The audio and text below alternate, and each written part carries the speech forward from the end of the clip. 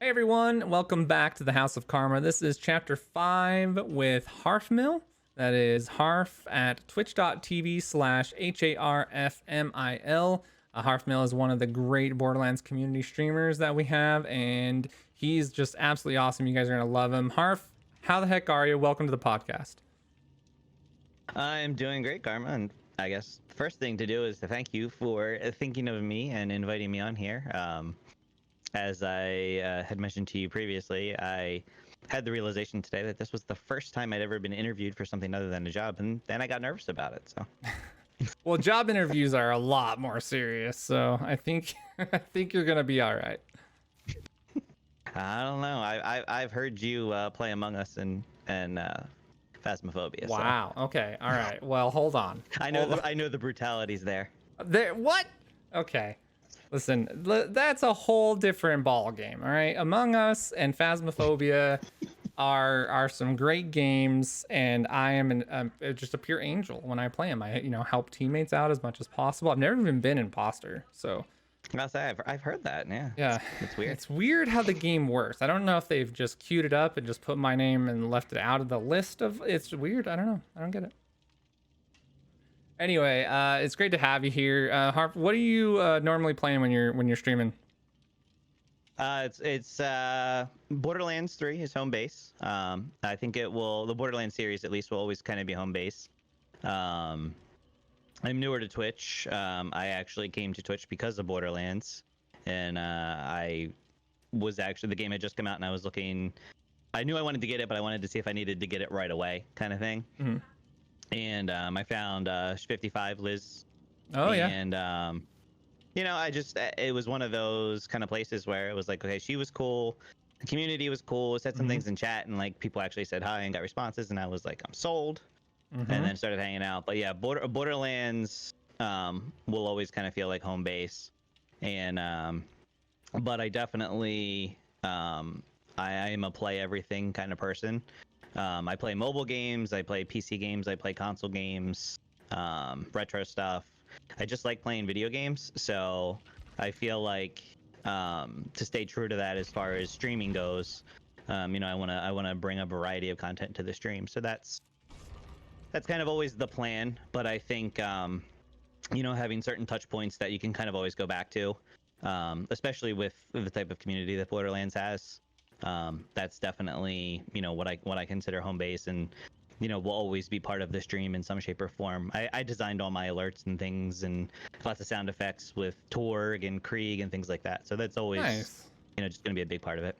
Yeah, it's fun to be able to learn all that and to be able to do all that. It's pretty important because if you don't know how to do it yourself, you're either going to go with something that's very, very cookie cutter that a lot of other people have, or maybe just something awful if you're not willing to learn it because you're just going to whip out something quick and dirty. Or you're just going to have to pay a whole lot of money to someone else that knows how to do it very well. So learning how to do it's a super important tool if you're a streamer just starting out, for sure. It's Yeah, a wise and my choice. background's IT, so Hey. I mean I'm a tech guy.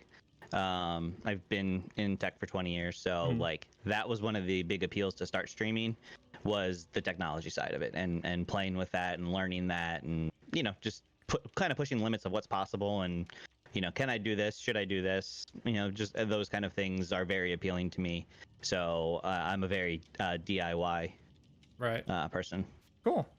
All right. Well, tonight on the House of Karma podcast, normally we bring someone on and we play some Dead by Daylight so that we can ask some interview questions, have some conversations, all while panicking to get away from the killers and the entity that wants everyone dead. So, Harv, how much experience do you have playing Dead by Daylight? So I played it a bit when it first came out on console. I believe it was PS4, and liked it, but didn't really sink any time into it. And then more recently, with the advent of a spooky season, I've been kind of dipping back into it. So I have streamed it a couple times. I've played it a little bit. I'm to the point where I kind of know what's going on, but haven't really developed any strategies yet. So it's mostly just panic and running. Panic and running. That sounds like the way I play the game. Perfect. All right, well, ready up and let's get going and see what we All can right. do with here. See if we can survive any of these killers. So first thing I've got to ask, Harf. The hat. You wear the hat on every stream I've watched and every clip I've seen. Is it every single stream? Just about. I think there has been one or two. The hat's actually a funny story because it's not a full-time thing, not Mm-hmm. something I would have considered a gigantic part of my IRL identity. But I have had this hat since I was, I don't know, like 12, 14, somewhere in that range. And I do wear it frequently, but I think my third stream maybe I wore it, and I think like two people were like, "Hey, nice hat," and I was like, "All right, the hat's it. Like, that's gonna be my gimmick. I'm sold." Um, but no, people just kind of noticed the hat, so I was like, all right, well, I'll wear it again. And then by like 2 or 3 streams later, everybody, it was kind of like they started, I think it was Mr. Scoop started calling me Hat Boy, and like things just kind of happened from there. And I Yeah, mean, I'm happy for it. Like, I'm happy to have something that's recognizable. sure. I mean, that's certainly not a bad thing in the world um of all the streamers that are out there. But I like wearing the hat. Some nights it gets a little warm or itchy on the head, but Yeah. it's thankfully it's not a wool one, so it's not too bad. Okay. Well, But I have a theory, a bit of a conspiracy. I think the hat is truly because secretly you are one of the Peaky Blinders. Can you confirm? if I knew what a Peaky Blinder was, I feel like I would probably deny it, All right. Well, but I don't know. So you'll have so to you'll have to tell me what a Peaky Blinder is. all right. Well, it's a great show on Netflix, and it's way back in the I want to say the early 20s, late 20s, 1920s in I believe it starts in London about the Shelby family who ended up running the streets and ended up forming a pretty prolific gang back then. And it's they called themselves the Peaky Blinders, and they would wear hats very similar to yours, but in the back they would sew razor blades. And the reason they did this is if any brawls broke out, they could easily use their hat as a weapon. I can confirm there's no razor blades in the hat. This sounds to me like the British version of Newsies, which was a what was that? Late '80s, early '90s, I think. It's very, very different than Newsies. There's no Um, there's no young Christian Bale singing in this one. but actually, I think I can point to Newsies as probably the inspiration for liking these kind of hats. Mhm. Um, I think it was just one of those. I was would have been probably. I feel like that came out. I want to say late '80s, early '90s. I could be off on that. But I feel like I was around the age where like you're highly influenced by the movies and things you're watching, and I was like, I like those kind of hats. I want to wear those kind of hats, and I didn't see anybody else wearing them at the time, kind of thing. So I uh, I have a collection of these hats. I have I think close to a dozen of them. Nice. But like I said, I don't wear them all the time. I'm not a full-time hat guy, but like when I go out or whatever, throw something on my head. So So when you're not streaming and creating content, the hat remains on for the no, most part. No, only no. stream. Not only stream, but like I said if I go out or something like that. But generally, I'm rocking around that. And I do have hair. I get asked every now and again if I actually have hair. I am not bald. I can confirm that. Uh, yeah. It is quite short at the moment, but not bald. There's another streamer I met through the Borderlands directory. He's one of my really great friends. He goes by Blame Frost, or his Twitch Oh, I channel know is Blame Frosty. Frost, and Frost is what he goes by. And he's always got the snowman on the hat, right? And so that's one of his questions that he gets all the time too. Is there anything under the hat? And I'm pretty sure there's not, but he maintains that there is. So Yeah, I'll say I don't think I've ever seen Frost without his hat. I have. It's an experience. All right. So the other night, you joined some other content creators. If you want to shout them out, feel free. In Phasmophobia, how did that all go down, and what was your experience like with that game? Yeah, so I think probably what was it, like 2 weeks ago, I started hearing, phasmophobia, and one of the folks on Discord was like, "Hey, you should check out this game. You like horror stuff? Go check it out." And I was like, "Okay." Well, and I looked at it, and I'm like, "Oh, that looks really good." But it's early access, which those can always be a bit dodgy and Mm-hmm. um, whatever. But then you hear through the buzz through other creators and all that of like, "Hey, this game's actually pretty good." And I think D2H got it like the same day that I'm doing this research, and I'm like, man, I said this thing must be really really picking up steam. I watched all the videos, and I found a couple things online, and I'm like, wow, it looks really good. I like the Ghost Hunter stuff. I love survival horror. It's one of my favorite genres of games. So I was like, I got to pick it up. And then I think the next day, I think you, Damn It, Tweety, and Moxie played. Mm-hmm.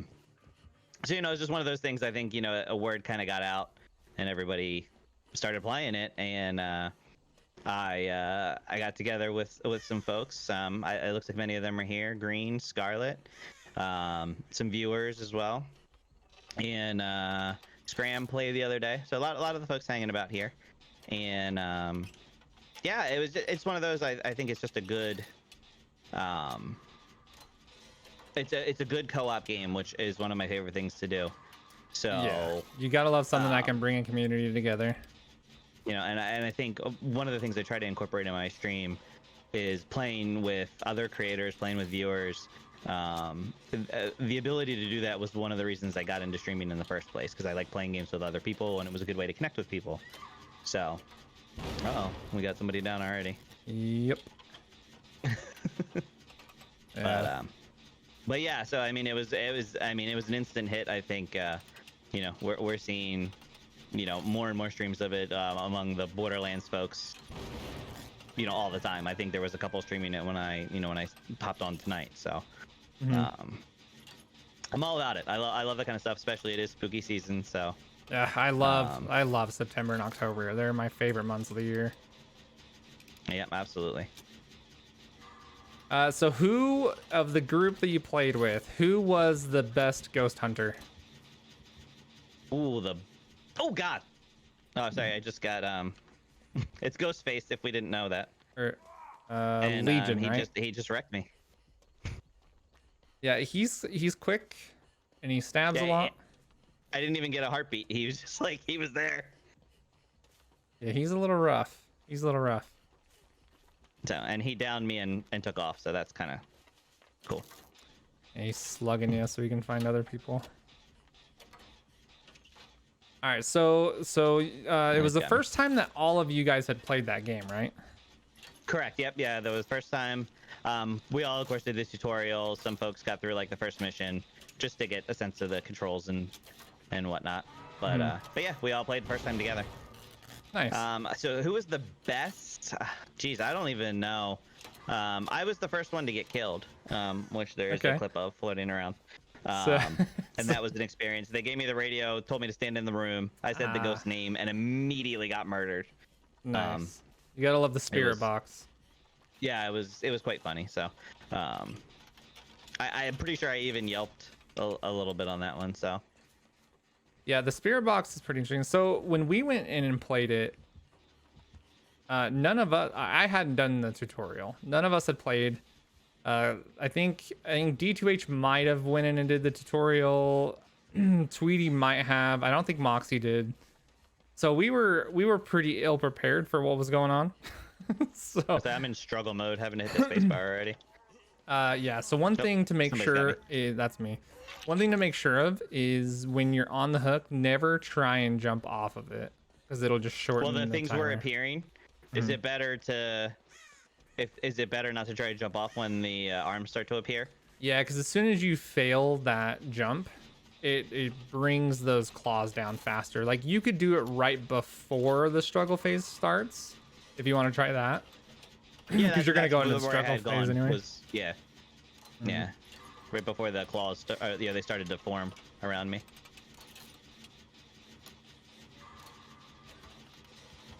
He's coming. He's coming. No. You're gonna run away.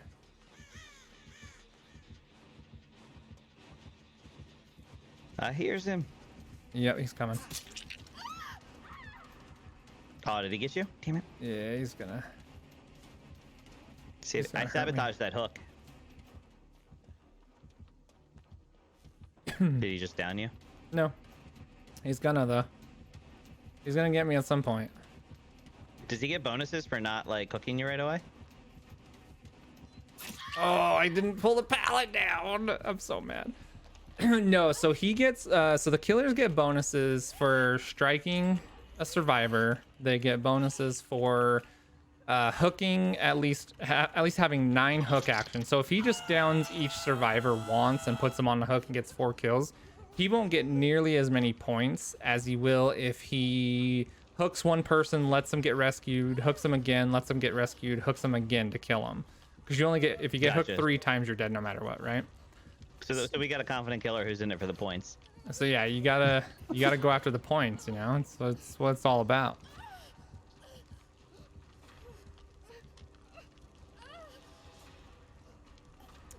Yeah, and I just blew up a repair. Other repair blew up. Cool.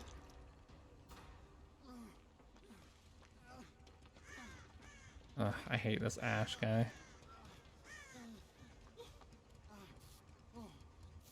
See, I'm walking around sabotaging as many hookers as I can. The hooks come back after 2 minutes or so. So it's good to do like right as someone goes down in that area so that they hopefully will be on longer.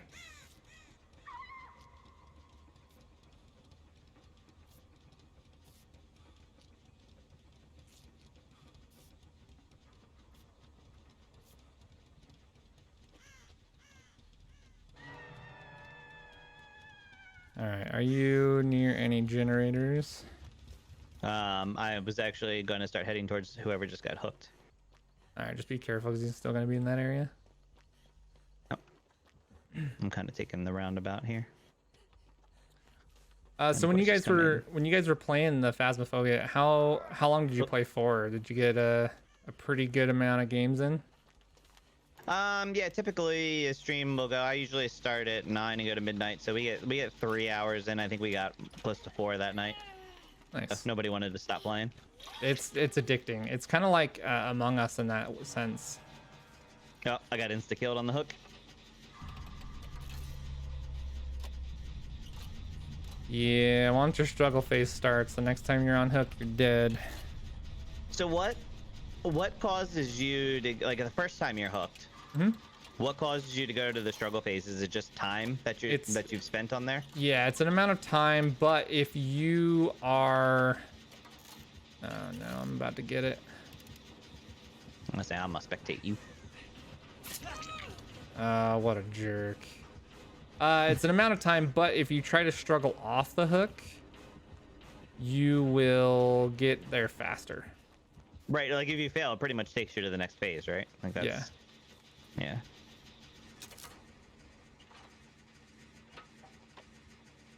Yeah, he's just going around slashing people and then boogieing.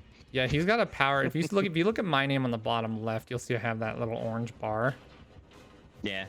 That means that I have to stop that, or I'm gonna die.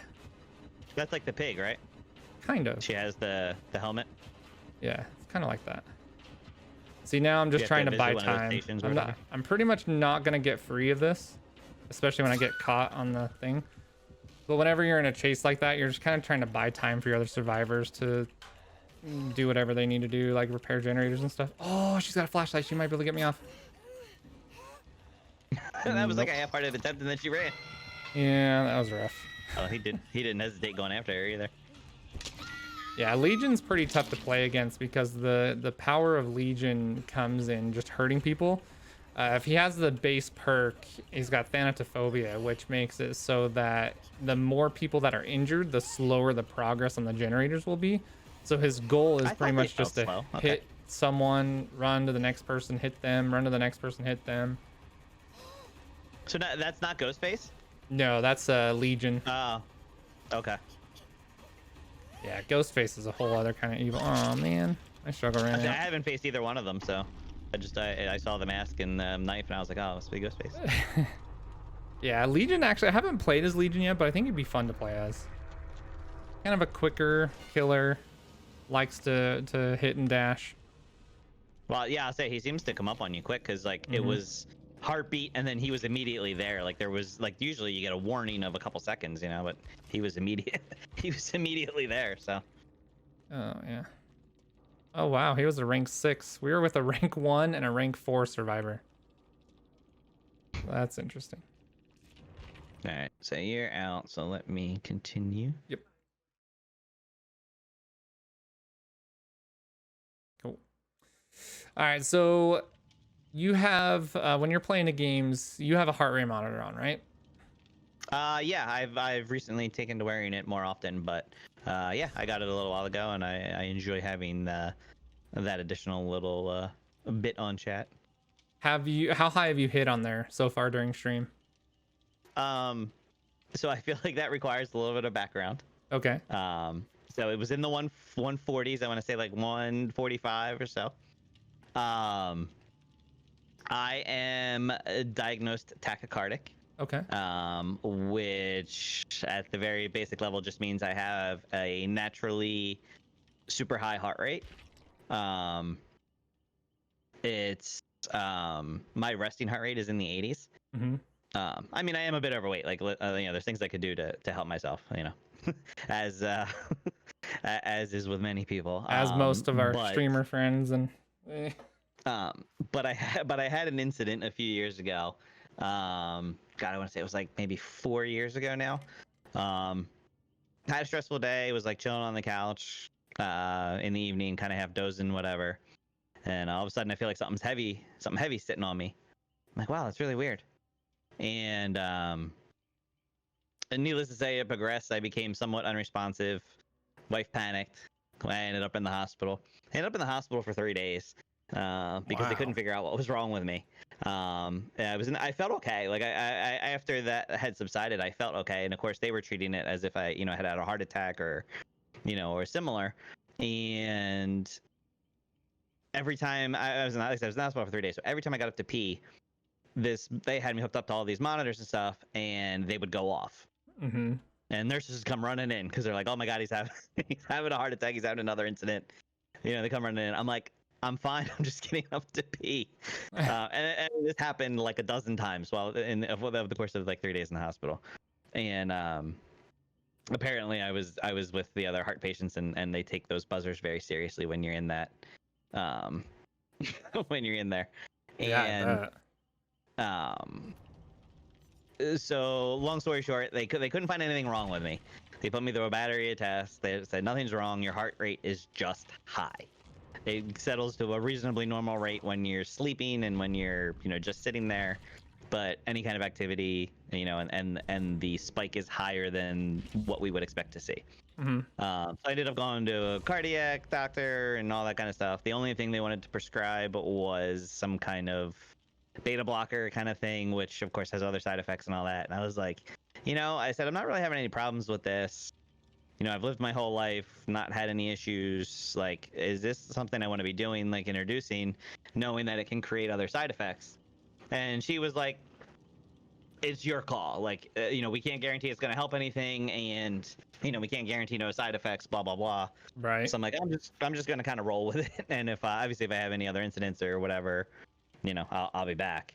But and so I've kind of lived with it since. I've tried to be healthier, do walking, running, whatever. Mm-hmm. But as with many people, I do it for a while and then I find something to distract myself and stop doing it. And I'm kind of on a skid of not doing it right now. So, Gotcha. but yeah, so my heart rate is always high, Mm-hmm. and of course Chad enjoys the scare alerts and those kind of things, and I can hit some pretty good numbers. I usually when I'm starting stream because I'm bouncing around, getting stuff ready, whatever. I usually start streaming around 100, and we baseline down into the 80s from there. But yeah, we've hit some pretty good numbers. I think during one of the Resident Evil games, they got me up into the high 140s. So.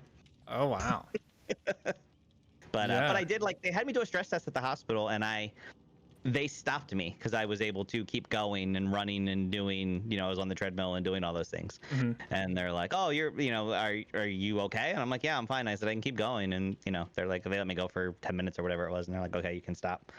but they couldn't find any issues. So they're like, your rate's just really high. We don't know why. So it was kind of a cool thanks situation.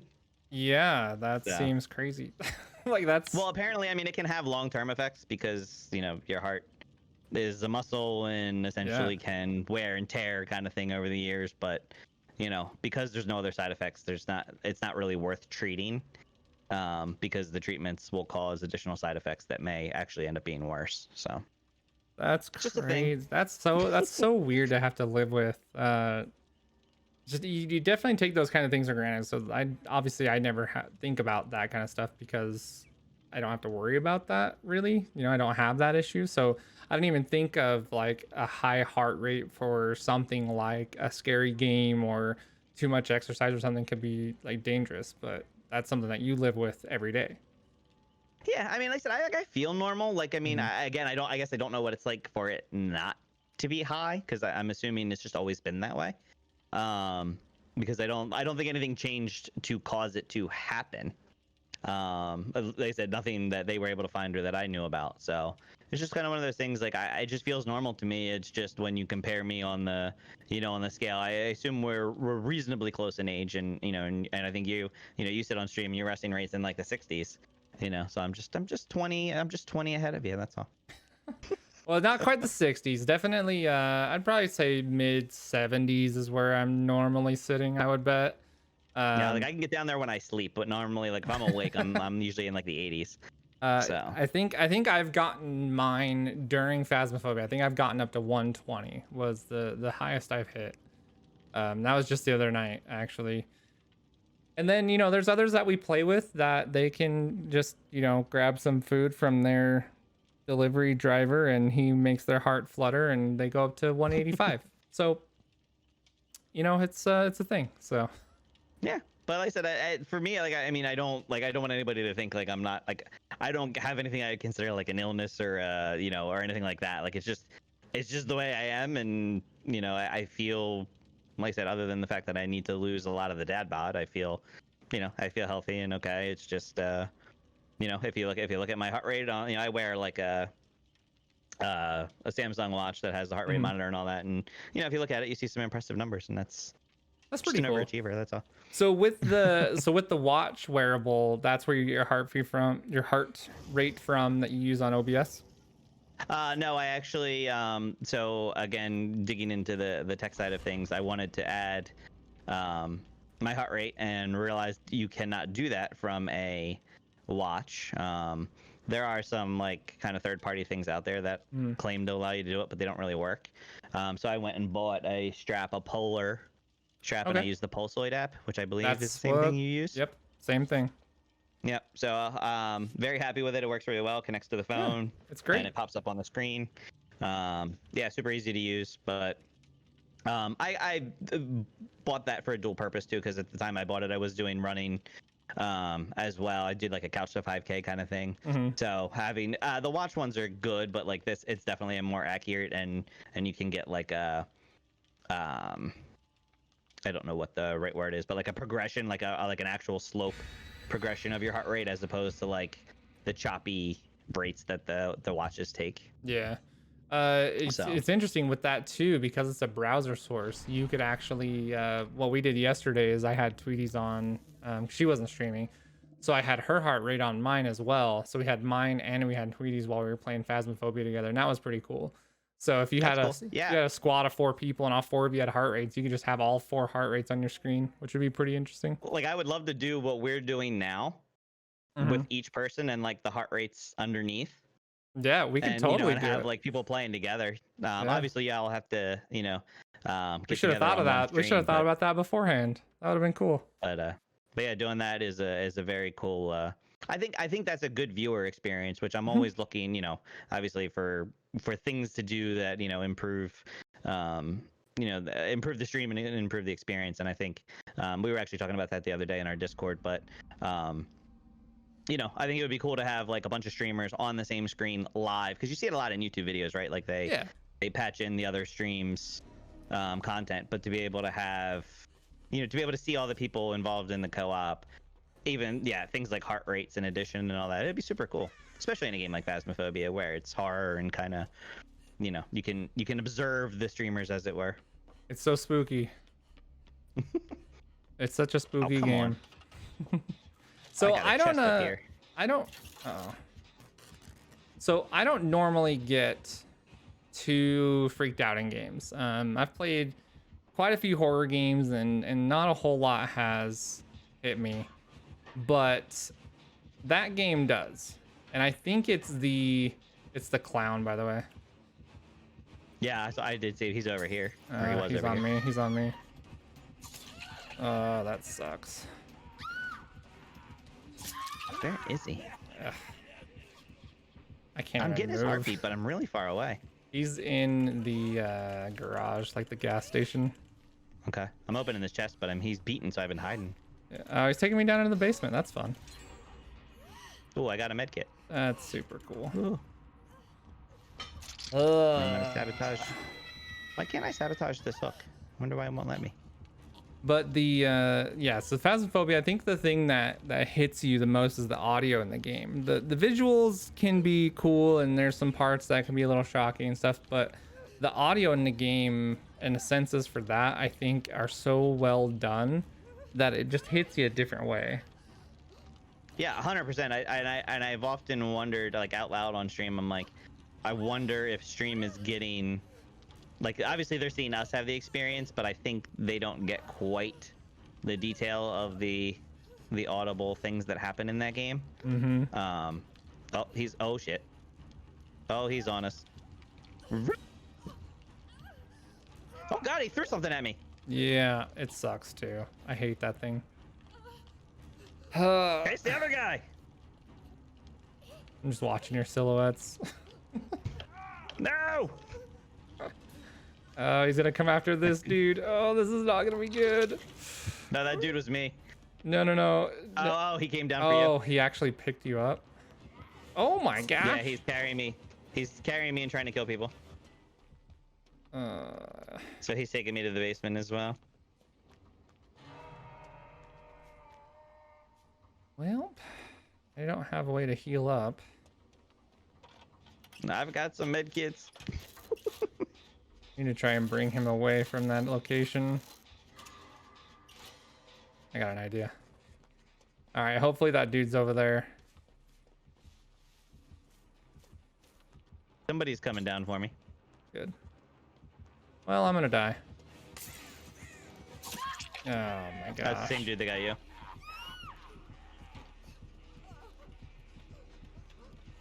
Alright, I'm gonna heal myself before I leave this basement. Oh. That was rough. So, it's cool that you have a network of people, you know, a bunch of different community streamers that work together and kind of throw ideas out together and help each other grow and innovate and everything like that. I think that's really, really important to have not only that support network of people, but also people that are, you know, working together for a similar goal. So how long, so tell everyone how long you've actually been streaming on Twitch. So I started, it was the end of January. Of this kinda year? just before, yeah, just this Okay. year, yep. So I started in January. Again, oh, heal me. I was spending time in Liz's stream, with some folks I think you know, Scram85, who's here, Crayboy, who I'm not sure if made an appearance yet, and Sergeant Salad, who I know is here, and we got to play in Borderlands together, and kind of just in the natural conversation said, man, it would be fun. I've had an interest in streaming, and it would be fun if we did something together. And that conversation kind of progressed to the point where we were like, fuck it, we're gonna do it. I'm about to Can I die say on that this. on this? Oh, this guy's got me nice. I love him. Yeah, you can say that. That's fine. Doesn't matter. But yeah, it was kind of just like when we did it, and I think having each other was really great motivation to actually push the button and do it. But yeah, so it started in January, and obviously as you're well versed in the Borderlands community, it's full of great supportive people. I want to say it was Well, I can tell you it was about mid-February, just about a month in. Um, I got a raid from Mr. Damn It to Hell, Oh yeah. and a host from K6, who was hanging out with Damn It, and apparently Damn It saw that I was streaming, remembered me from from hanging about in streams and all that, and said, "Hey, see Harf streaming. He's not affiliate yet. Let's help him get there." And the power of the Borderlands community and the friends and folks there, and sure enough, they did that night. They put me over the numbers I needed for affiliate, and I think a lot of us in kind of our little section of the community have similar stories with some of the awesome folks, partners and non-partners, who are willing to share their communities and all of that. So yeah, again, you had asked earlier about about streaming Borderlands, or about what games to stream, and I think like the community is one of the things. On top of being a good game, the community is one of the things that I think kind of makes you want to stream that game, because it's very full of awesome people. So Yeah. Yeah. The community being a is part of it huge. and is just great. So but yeah, so yeah, it started in January, and it's we're still going. So we've we've managed to last a little while. We're coming up on I guess, what is it, about 9 months? Yeah, it's chasing there's me. a there's a stat out there that Twitch has put out a couple times where if someone starts streaming within 90 days, 80% of streamers that hit the start streaming button will quit and stop. So, And I 100% believe that, because I think it's tough. I think it's a lot tougher than people realize. yeah, it definitely is. It doesn't look like he's got. Make sure that you're recovering. Held M1. Yeah. Yep, I'm hiding and recovering right now. I got away from like kind of his line of sight, so I'm laying in the bushes recovering. I should be able to get myself up with Bill. So. Oh, I have no clue where he is. I hope he didn't see me. Not me. He's near me again. Oh, he He knows where I blocked am, me. though. He body blocked me. I hate him. I hate him so much. Yeah, I'm about 20 yards from you. Did you? Oh He's- crap! yeah, of course, I'm I dead got on up. hook. I'm up now. I'm dead on hook. See, I don't have anything to come get you. Had a Yeah. flashlight. I'd make a run at it. Oh, come No on. worries. He immediately turned out right where I was. He basically turned around and beelined the direction that I was in.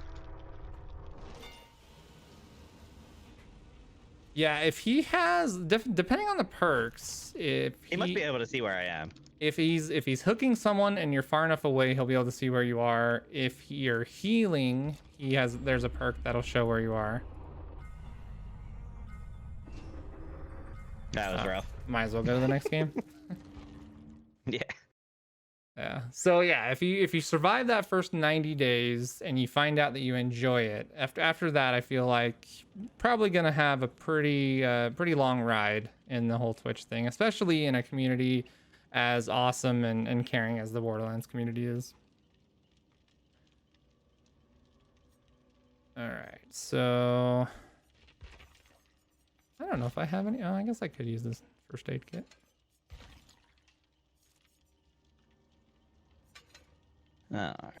So yeah, so an item that you pick up out of a chest, if you die, I assume you don't leave with that. That's a fair Right. assumption.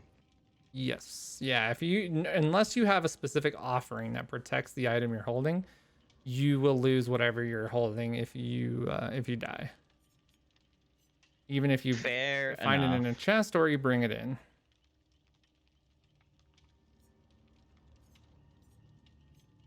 So I have an offering called Vigo's Blueprint that tremendously increases the chance of spawning the hatch in the main building if the map has a main building.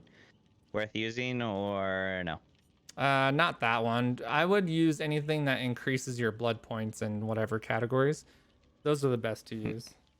Yeah, we don't have any of those right now. I've only got the one. Bill's only level 4, so I don't have much with him. Well, yet. make sure to use your blood points and load them up. Yep, those I'm only perks at are 1100. important. We didn't get very many that round. All right. All right, so on to the next one then. Yeah, I All may right. switch to the Dwight guy because I have a good bit more stuff on him since he's 21 or whatever. Oh yeah, definitely. You don't have to be on the person that you're leveling up. So you can play on Dwight and then use all your blood points on Bill if you want to.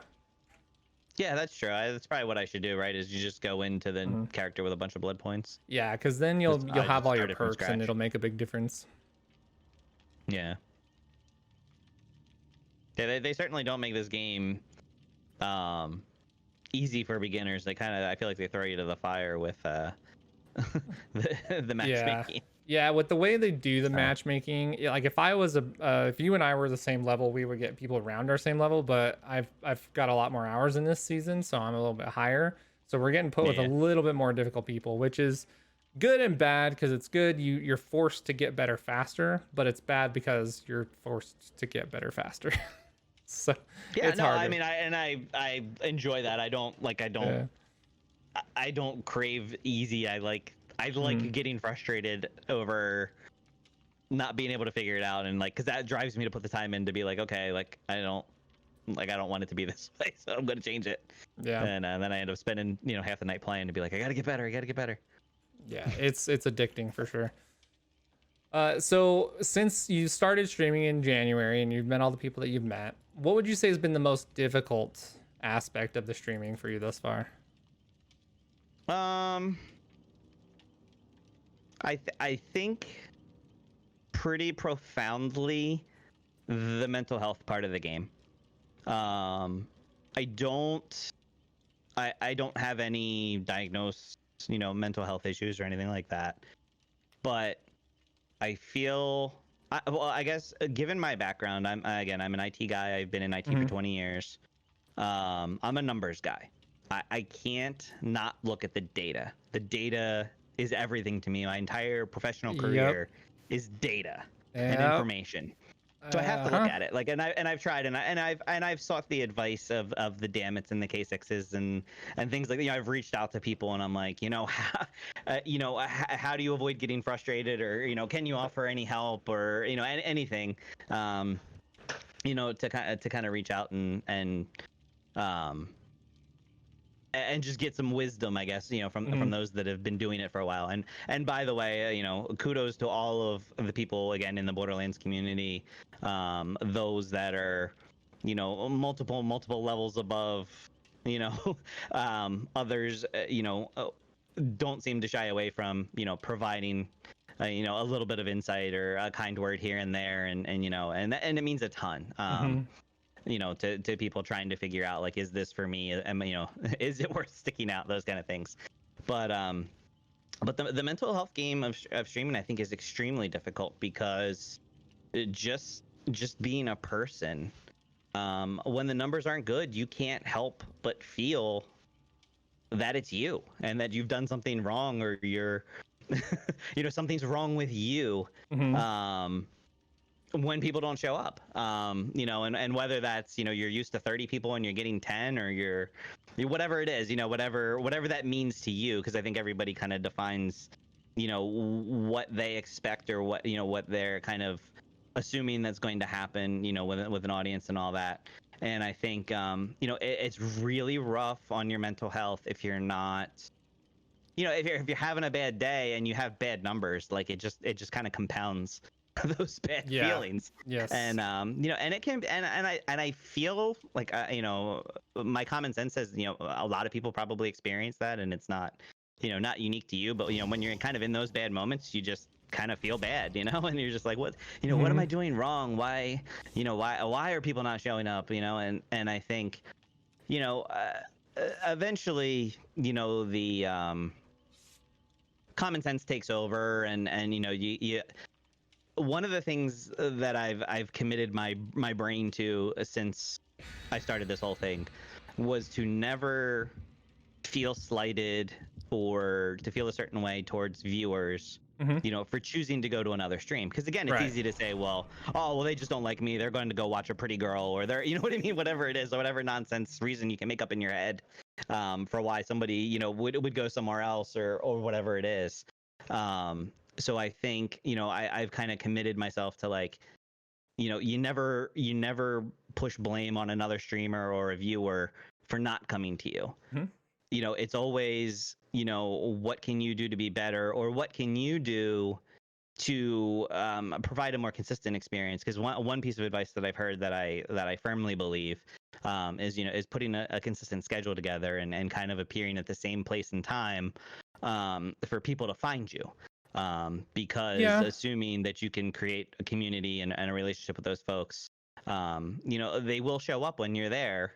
Yeah. Yeah. But That's if your true. schedule's all over the place, that makes that extremely difficult for them. Yeah. And So, there's a lot, oh, go ahead. and there's a lot of aspects to that too. And one thing that I think's been the most important, hardest lesson that I've learned in the journey is it, a few pieces of it of the puzzle is one, comparison is a direct one-way trip to misery. If you're comparing Absolutely. yourself to other people and you're saying, well, I've done this longer than this person and they've got this many more people than I've got, like that's just going to leave you nowhere but miserable, and it's not great. So to stay away from that as much as possible is great. Like, taking inspiration from others is a really good way to go, but trying to compare yourself to others is evil. You should only, if you're going to compare anyone, you should compare yourself to yourself and where you are, where you've been, what you've done.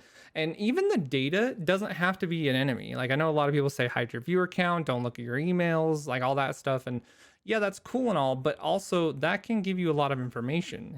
Being a data guy, you understand that, depending on Sure. what you do and what you've done, you could affect that one way or another. Like, you can't control who comes to watch Nope. your stream and how many people are there and how often. What you can Oh, you control got is to what pay you do, attention. the show that you put on, and whether or not if that works or not, you'll know by the data, kind of a thing. So um I think I've kind of always gone, or at least recently I've gone the way of what's the kind of stream that I would want to watch, what would make it fun for me to watch. I want to put on that kind of show. I want to make something sensational, and I want to give a reason for someone to actually watch and be there. And if they do, great. And if they don't, that's okay too. And that's the hardest, the hardest lesson to learn. And the whole point about consistency is, yeah, that is good. It is really great. You definitely want to make sure that you're consistent. You have a schedule. You're dedicated to it. But what you also don't want to do is fall into the trap of complacency of, okay, you're in the same place at the same exact time doing the same exact thing over and over and over. And eventually people will most likely get tired of that. And you've always got to evolve and change. And if that means maybe sometimes you're running at different times, that's okay. There's nothing Yeah, wrong sure. with And I, that. I think that's kind of the marriage of the data part, right? Is like, hey, if you look and see like, hey, I'm streaming, 5 days a week at 9 p.m., but Mondays, nobody shows up on Mondays. And it's Hmm. maybe like, okay, well, like maybe Monday should be a day off, or Monday should be, maybe try to pull a different time slot or whatever. You know what I mean? But yeah, I think that's kind of where the data is your friend, and you shouldn't beat yourself up over the data, but you shouldn't discount what it's trying to tell you. Hmm. I think it's the parts of the data that we read into them, the more the whys that hurt us, right? Because it's like the data doesn't care why the people aren't showing up; it's just telling you that they didn't, Yeah. and it's not telling you that they don't like you. It's not telling you, you know what I mean? It's not telling you anything bad. Hmm. It's just saying, for whatever reason, Mondays aren't the day they show up, and whether that's because XYZ big streamer is in the same time slot at the same time, and your viewers are going there, or whether it's Monday Night Football, or whether whatever it is, Yeah. the data's not telling you that. It's just simply pointing out that they're not there, and Hmm. it's up to you to adapt, or otherwise try to do something to get about that, but not beat yourself up over it, Yeah. which I think is the hard part. Yeah, and just like, it's like anything. You're an independent contractor when you're streaming. You're your own business. You are your own product. You have to constantly innovate on it and improve on it. And one thing that Twitch doesn't do, and most of the time other people aren't going to do for you, is creating that discoverability. And when people want to grow on Twitch, the hardest answer they get is create content elsewhere.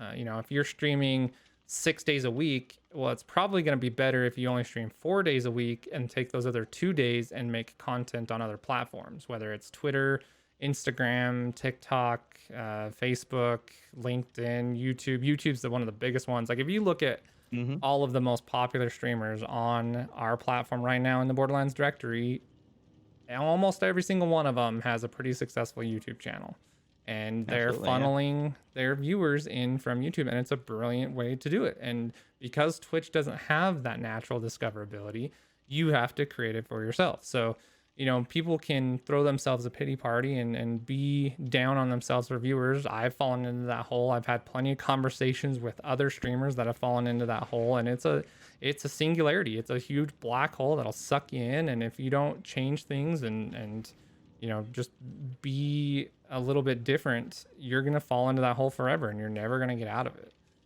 Yeah, and I think that's probably that 90-day window you're talking about, because I feel like that's probably the point, where you've kind of you've jumped over that honeymoon hurdle. Mm-hmm. If you've caught a little bit of success, you've probably hit affiliate. You had your little boost from the community, from like, hi, I'm the new affiliate in town, like, so everybody comes and says hi and does the thing, and then it's like, okay, now it's been a month past that, now what? And numbers just will naturally drop off a little bit, or whatever. But I think around that 90-day mark is probably about the time a lot of people will hit that first, like, oh shit, they stopped showing up, or not as many are showing up for some reason. Yeah. And it's hard. Like I said, I mean, I think you talk to anybody that doesn't know about streaming, and they're like, oh, you sit down and play video games and people watch you, like, that's weird. And it's like, well, that's such a small part of it. There's I mean, I think largely a lot of the folks in the Borderlands community will point to, well, there's a gigantic community aspect to it. Yeah. It's extremely interactive. They play with the viewers. They, obviously, most of the Borderlands streamers spend a lot of time talking to their viewers and becoming friends with them and actually getting to know them. There's a big aspect of that I don't think happens in every community, but certainly in ours is a big part of it. But there's kind of all these other things to it, and those that are successful, there's the YouTube and the content creation side of it, and there's networking with brands and companies, whether they reach out to you or you're doing the hoofing it and reaching out to them. There's a lot of work involved in that, and obviously it can become full-time hours without much compensation if you choose to go that route. Yes. And Yes. so it's just like any other entrepreneurial Oh, adventure. man. You gotta like commit. People And, you know have what to I mean? understand that if you are trying Yeah. to stream and you want to be successful, if you're doing it because you want money out of it, you've already lost.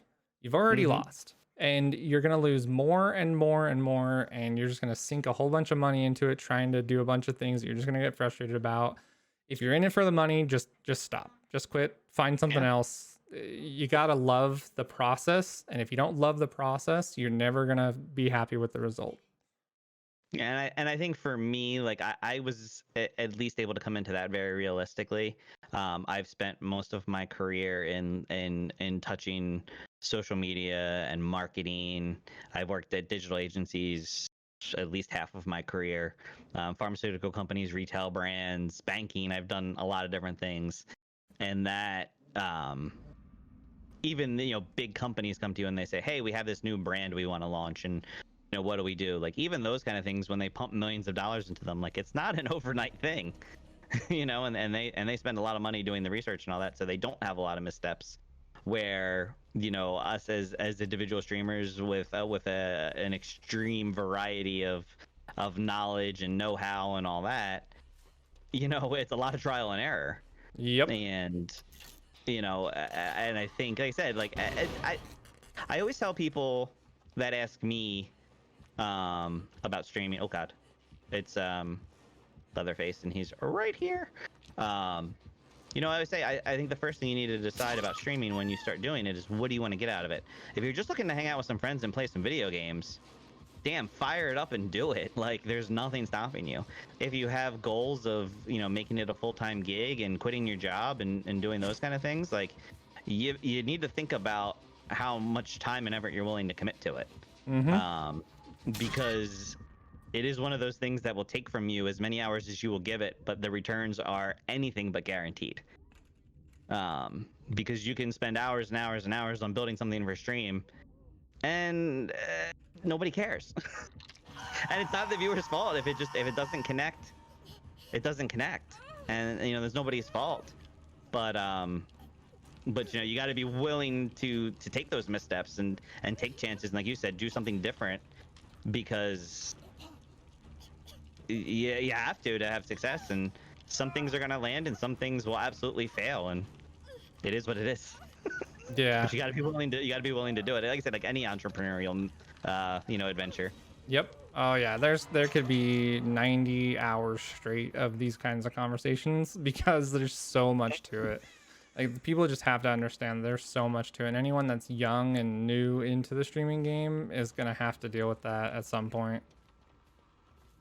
So, and I feel like that's my only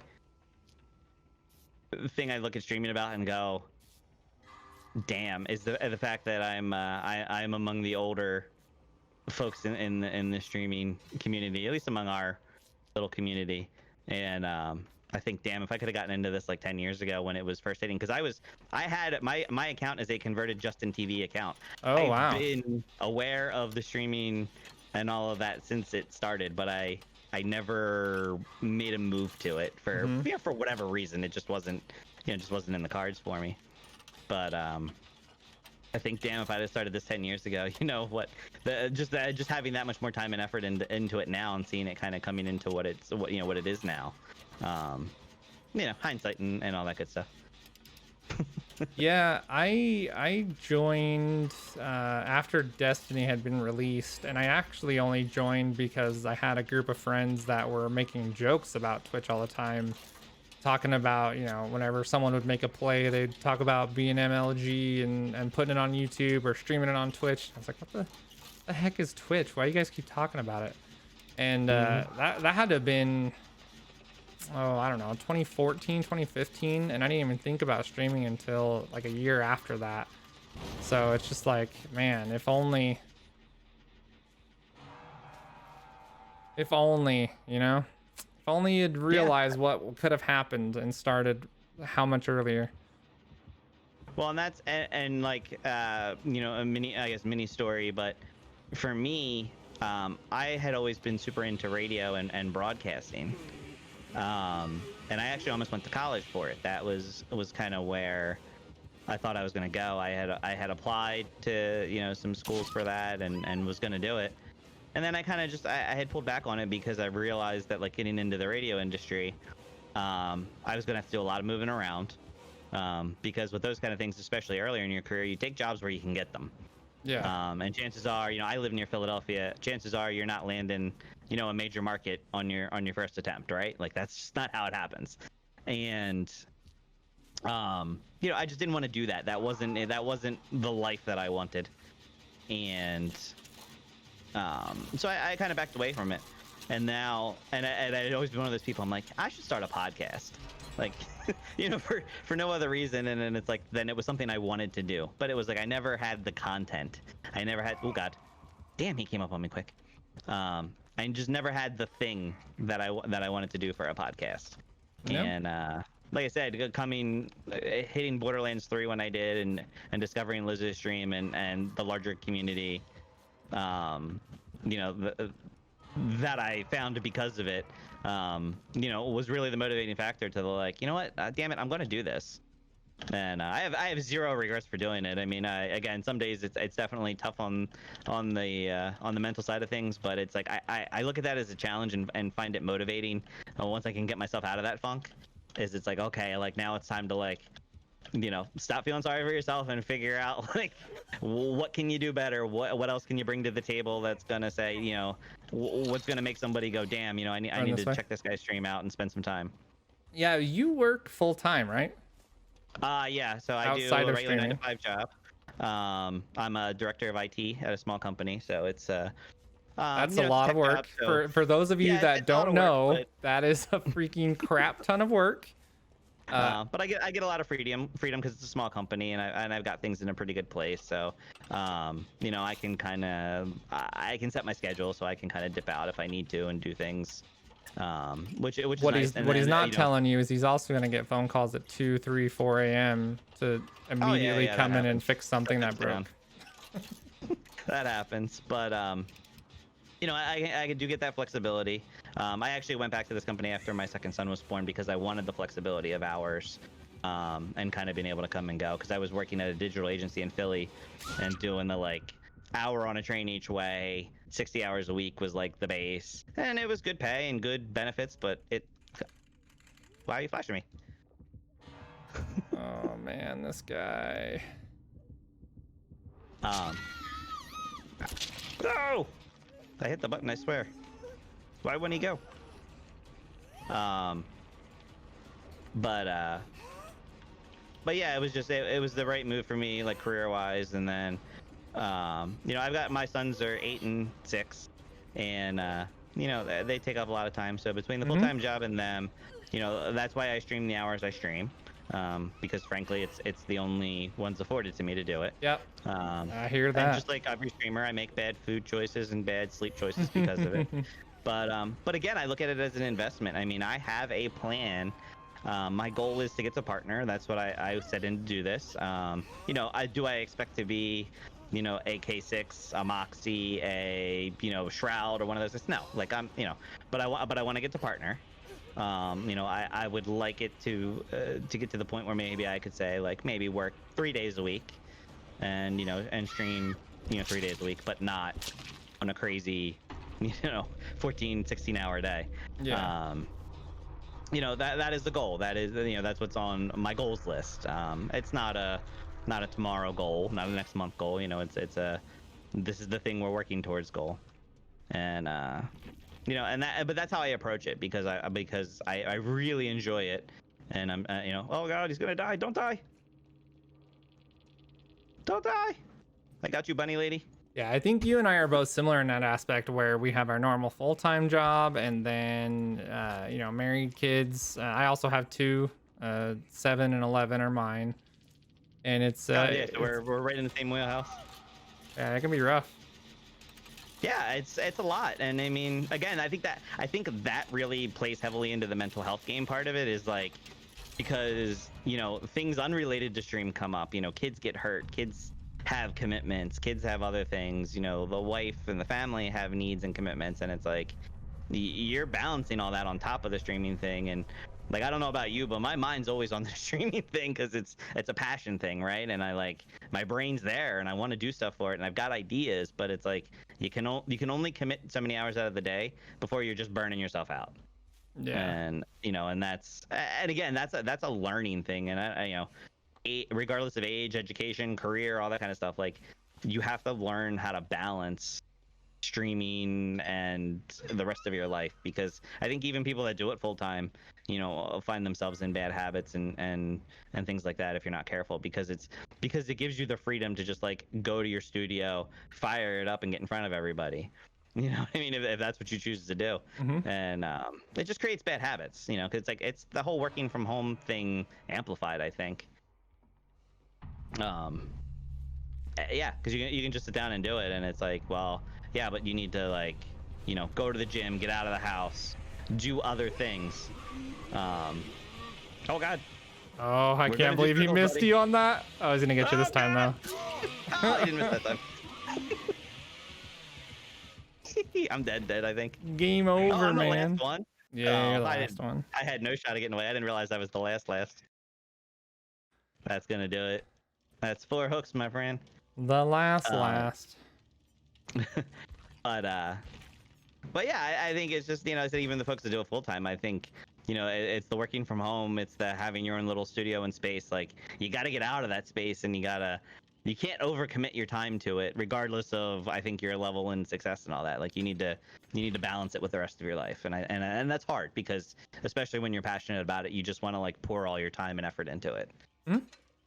Yeah, exactly. Yeah, it can be hard to balance that out. Well, everything seems like it's full time. Even when it's, you know, a full 40-hour job, it's never just 40 hours. It's 50, 60 hours. And then streaming, Sure. If you're streaming 2-3 days a week, you got to talk about all the time spent offline networking with people to, you know, create more friendships. Because the more friendships you have, the bigger the network you have, the more fun you have streaming, but also the more successful you're going to be, most likely, because you can bounce ideas off of people. You can get inspiration from absolutely. others can help you, you can help them. And I'm a big time believer in you get what you give. The value you provide is what help you can bring to others, and rising tide raises all ships. So the time that Yeah, you well, spend and I think that's what streaming the is Borderlands the community gets right. minority.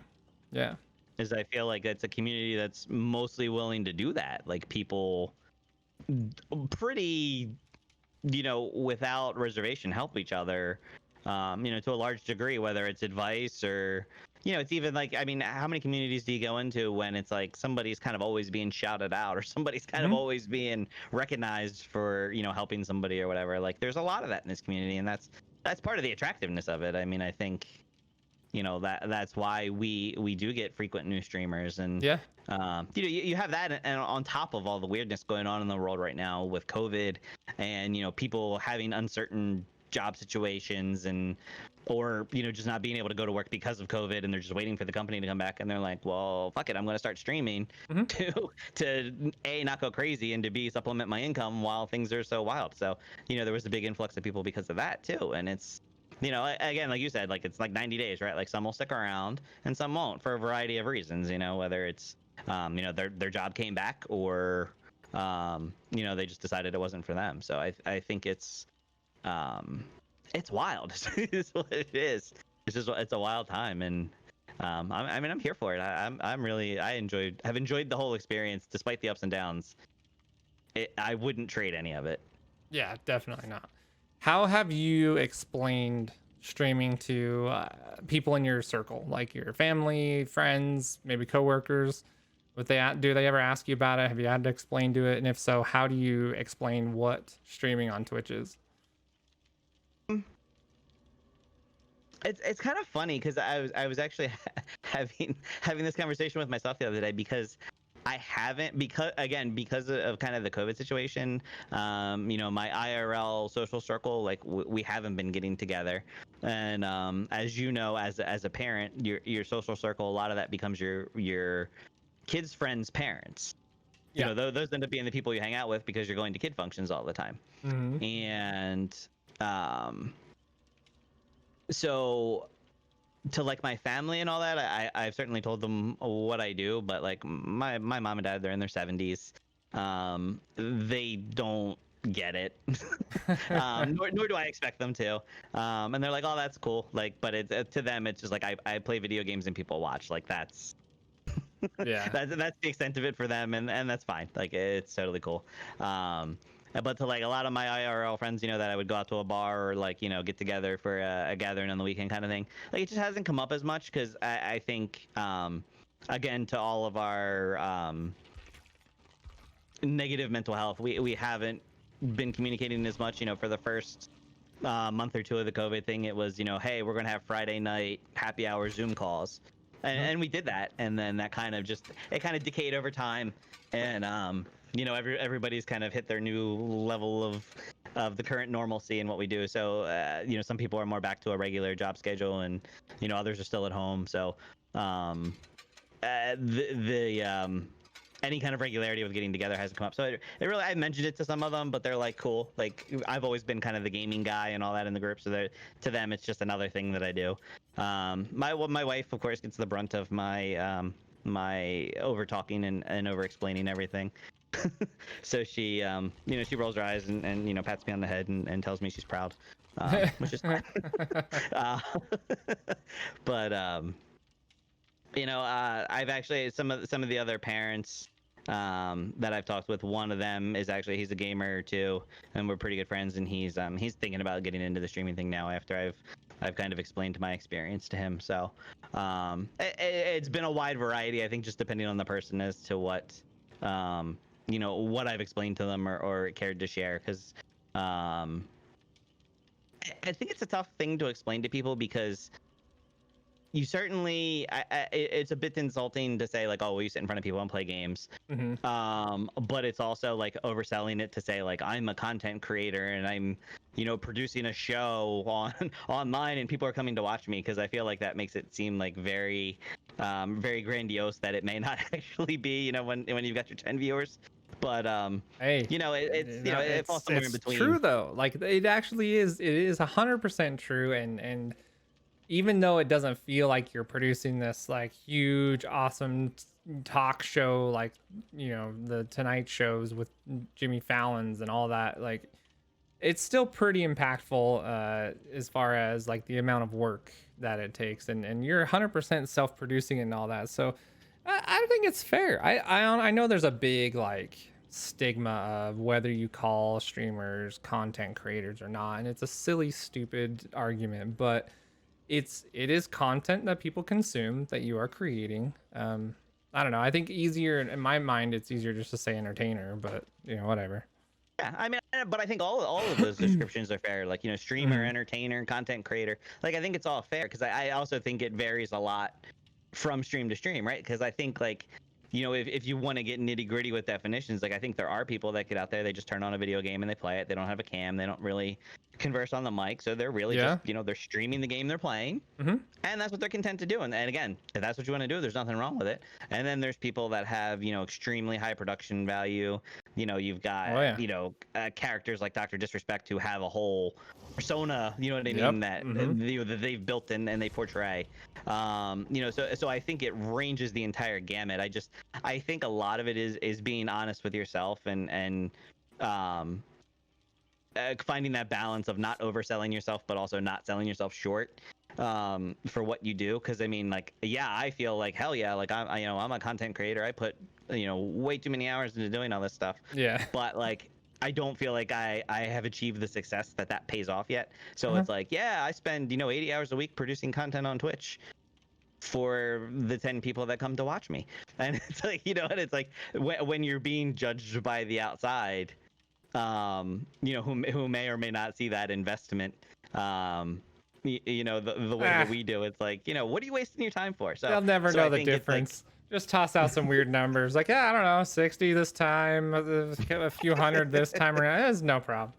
this one time for like 13 seconds I had like 300 viewers, and it's Yeah. awesome. Well, I peaked at 300 the other day. I'm not gonna tell you So, about how the rest of it was 5, but still, I got but a I think, like, raid. It was again, cool. it's part of it's being honest with yourself about what you're doing and what you're investing in, what you should be investing in it. And then part of it is like, the audience in which you're trying to explain it to, right? Because like I said, you're not trying to like oversell yourself as some famous content creator, but you're not Yeah. also trying to say like, hey, I'm just a guy that turns on my PlayStation and plays games, and people Mhm. watch. So What do, it's weird. It's a weird thing because I think it's still new enough to the world that finding that balance is tough. yeah, it's a little bit hard, right? Like if you say, "Oh, when I'm not my director of IT position at work, I'm having fun streaming on Twitch," and people are like, "What is Twitch?" And you're like, "Well, Hmm. it's YouTube but live." And they're like, "I don't Yeah, get I it. have to Why is say, that a thing?" as cliche and dumb as it is, I've done the having a conversation with a friend or whatever, and this was even like before I started streaming, but they're like, they would like somebody at work or whatever would see me like watching a stream, on my desk because I've the IT guy, so I've got like 5 monitors at my desk, and 3 of them are Twitch, and the rest are work. They're like, you're watching people play video games, and I'm like, you watch people play sports. Yeah, Exactly. I've totally pulled that out. And I'm like, oh god, Exactly. like I just said that. No, it's so good though, because then you're like, No, it is. It is. people are like, well, why are you just sitting there watching people play video games? That's something that you could go do. Like, yeah, you can throw a basketball into a hoop, but it's a lot more fun to watch the NBA Finals, isn't it? Hello? So, but I think it's funny because like when you say that to people, it does give them pause, and they're like, okay, like I don't know where to go with it from here. So, but I've Yeah. definitely pulled out that line a couple times where I'm like, well, it's like you watch the Eagles play football, like what's the difference? Yep. Yeah, I think the best way that I've explained to someone is kind of like that analogy of, you can go play football, but you sit and watch football games because it's a lot more fun to watch these guys that are really good at it do it. And well, imagine now you're watching that, but you're interacting with the people that are doing it. Like you've watched YouTube videos, right? And everybody says yes because everybody's watched YouTube videos. Even the people that aren't like always on YouTube, they'll watch it for some how-to video on how to repair garbage disposal or change Yeah, their absolutely. oil in their car or jump a dead battery, right? And you're like, well, imagine now that you were doing that and the person that was making that video is live there for you to ask questions to. And then they're like, oh, yeah, no, that makes sense. I would like that. It's like, there you go. Yeah, That's what and I Twitch think is. I think like a lot of people, discover Twitch for one reason or another, whether it's, they're trying to get info on a video game like I was, they just want to see, like, rather than going to YouTube, they want to see somebody playing it and maybe be able to ask a question or whatever. But I think with I think a fair confidence level that the reason that most people end up staying on Twitch is the communities they find and the other people they find. Yep. Because it's certainly, there's not too much else out there like that. Like, you can't watch football and talk to the other people watching the football game unless you've got people sitting in your house with you. And those kind of things. Now I know obviously those things are changing because like the NFL's on Twitch now too, so whatever. But things like that interactive viewing experience, and the communities. Like I've heard a lot of people say, that they prefer not going into some of the giant streams because they don't get the interaction with the streamer. Yeah. Oh, 100%. And that's something I think to keep in mind, like as you're a growing creator, is like, what are you going to be, what is your goal with your audience? Like one of my biggest things is video games with friends.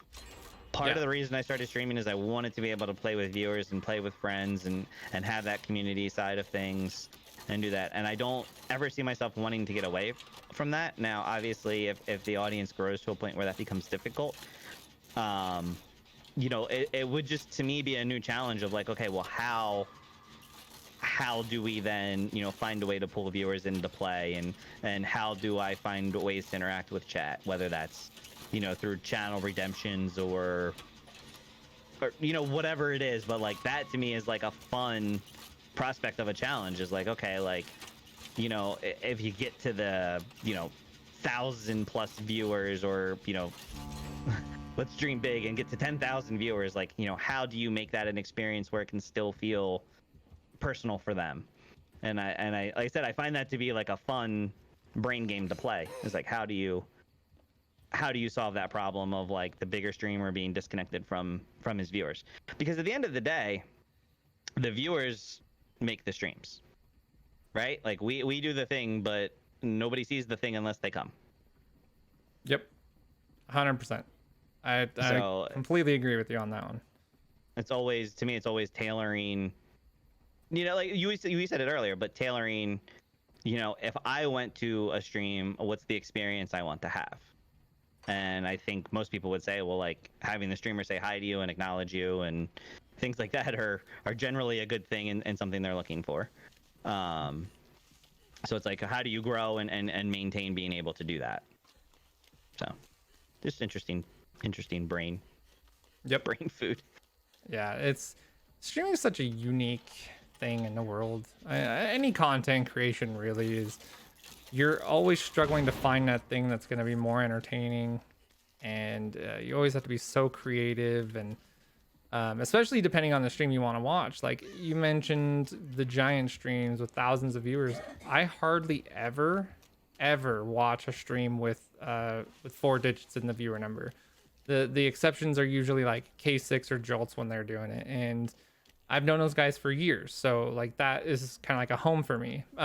Even Dr. Lupo is one of the most successful streamers on Twitch. I've hung out with that dude at TwitchCon, and like sung songs at a bar because we were all hanging out with like 20 or 30 of us, and he's a cool, chill dude. And I was in his channel for a really long time before he ever got huge, when PUBG and Fortnite were getting big. And I hardly ever go into the channel now because even as entertaining as he is, it's just a different world now that he's not. It's not the same kind of place that it was when there were direct conversations one-on-one with everyone.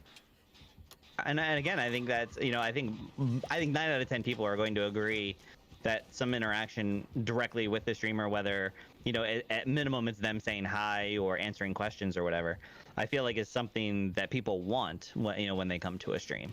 Not just chatting with each other, but also, having direct interactions with the streamer. And I think recently I had read an article or watched. Oh, we got a door. Oh my god. Yeah, this killer's blind.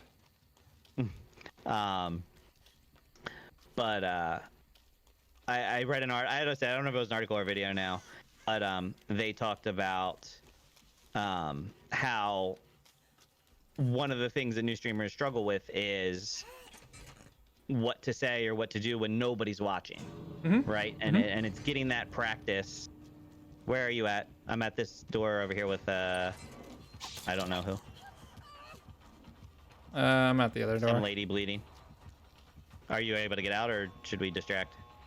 Just hang out of the door for a little bit. Okay. Yeah, she's like bleeding and wigging out.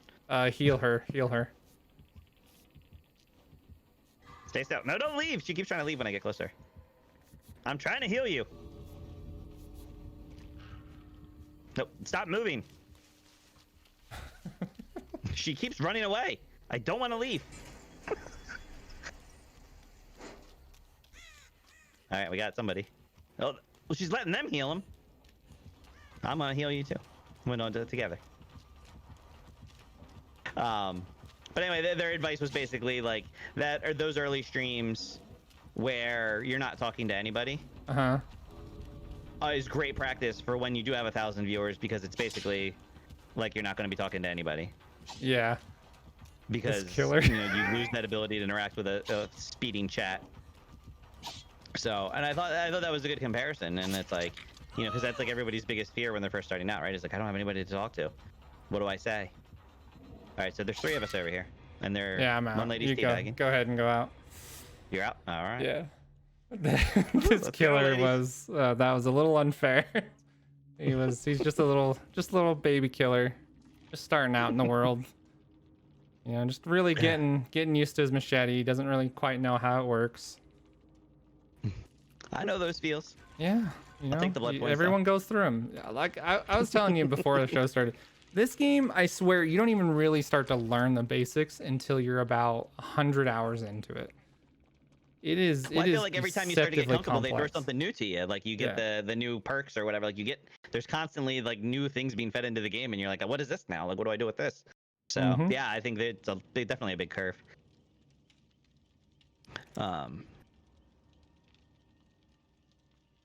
Oh geez, sorry that my little board went to sleep. No worries. All right, so what is something that people seem to just misunderstand about you? Well, I fooled a lot of them into thinking I'm somewhat interesting or entertaining, so we've got that going for us. I don't believe that for a second.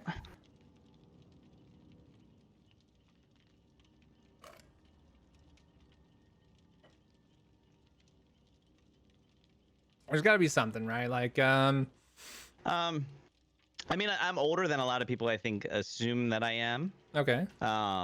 Which, oh well, hell, it's now we're 5 days away. I'm going to be 40.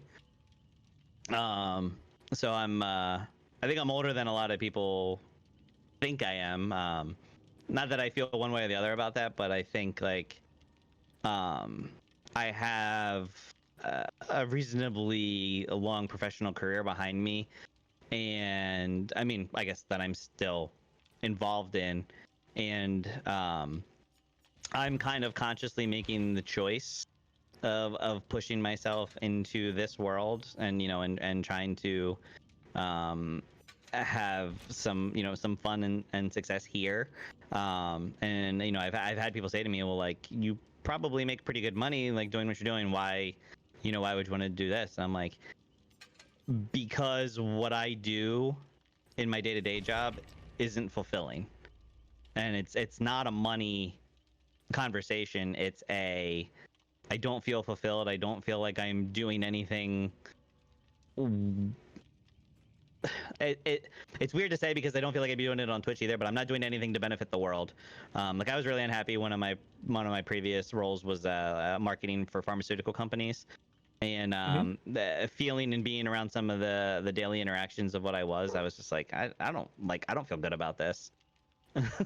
So that was kind of, I guess, you as you mature and as you get older, those things start to mean more, and it's not just about making money and those kind of things.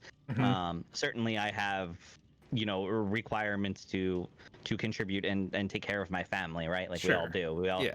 but like I've got a plan. If I can get to a certain level of streaming, like I'm dropping a day a week of work. Like I'll work 4 days a week, and then I got it like a day stream, or you know what I mean, whatever. But like I've got a plan. Like I would gladly give up the director of IT role to do something like this full time That's if cool. the cards were to fall right. And Yeah. because it's not about the money, it's about, this is something I enjoy. I feel like I can positively participate in a community, and it's not necessarily about like helping people, but it's about like being a positive voice. Like one of the things I've been wanting to do since the first day I hit the button was to do like a charity stream and raise money. My wife and I have done dog rescue pretty much since we've been together, and working SPCA's and independent rescues and all that kind of stuff. And